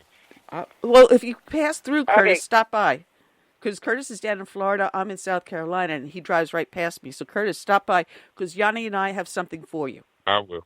And that way I'll know. Okay. Oh, my God, we would love that. We would love that. And don't forget to give us your address and everything. We have a couple of birthday presents and birthday celebrations in Mar-a-Lago. And all the usual, all the usual friends. It's good because, we are all flying and we are basically getting some time together because one of our friends is even flying from Australia where I'm a senior producer for Channel 9, 60 Minutes. So Australia is far away. So it's fun to suddenly put everything aside. So these 3-4 days, 5 days will be very social, like lunch, dinner, and everybody, the same people go everywhere. And then after 5 days, you said, okay, I had enough with you guys, and I'm flying out, and probably they had enough with me as well. But that's a great thing. But I definitely would love to invite you there, and we should definitely stop by. And I didn't forget that Lindsey Graham's rally is February 2nd, right? Oh, all right, because no one got back to me on that one. I went over and I talked to the GOP of South Carolina chair, Drew McKissick, who happens to be a friend of mine, and he knew nothing about it. So I'll check with him again, too. We will also call you from Mar-a-Lago. We will know first thing. I think he will need help because I saw this morning his Democrat rival, and he was attacking him that he's always on television, but he's never in South Carolina, and the whole lingo. So I don't think anything is going to be for granted this time. No, he's got they played 5. Keith. He's got 5 people primarying him. So it's going to be interesting to see what happens. But we're down to our last few minutes. Daphne and Bill, thank you for joining us. Daphne Barak, your book is To Plea or Not To Plea. And Bill Gunasti, your book is A Game Changer. It's about Turkey and Trump. Excellent. I'm looking forward to reading that book. And Daphne, your book is absolutely awesome about Rick Gates and what our government did, the shadow government, and what they're still doing to the poor guy. God bless you both, and I'll be talking with you both soon. Oh, and Merry Christmas. Thanks for having us. Happy holidays, both Annie and Yanni, right? And we're looking forward to see you in real life. Oh, y'all take care. All right. Yeah. Bye-bye. Happy holidays. Happy holidays. All right. What a show. I mean, it's been nonstop, bing, bang, boom, and there's so much fun. Having the two of them on is just a blast. But that's all we got for today, guys. I want to thank everyone that joined us in the chat room and over onto Facebook also. And Curtis, I'm going to say Merry Christmas, and I'll see you when you pass through. Yep, it'll be on the way back. All right, and we're going to close out with Gary Pecorella, Save America. So I say to everyone, good night, God bless, and very Merry, Merry Christmas.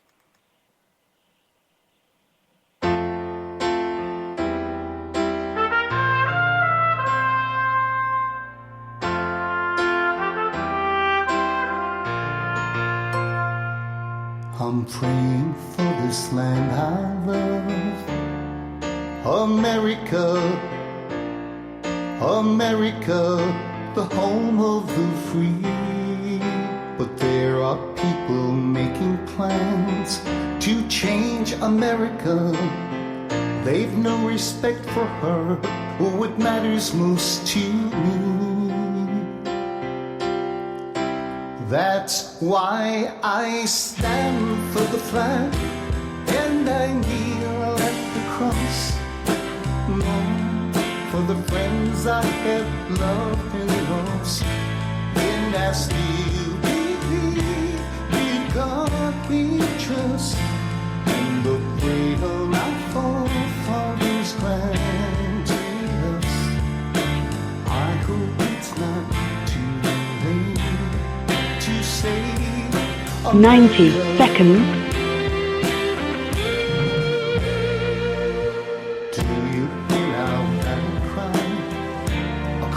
America, we've got to rescue her. You know it's up to me and you to see the truth behind their lies. don't change America. God bless America and the red, white, and blue. 60 seconds. Stand for the flag and I kneel at the cross. Long for the friends I have loved and lost. And I still believe in God we trust. And the freedom our forefathers granted us. I hope it's not too late to save America.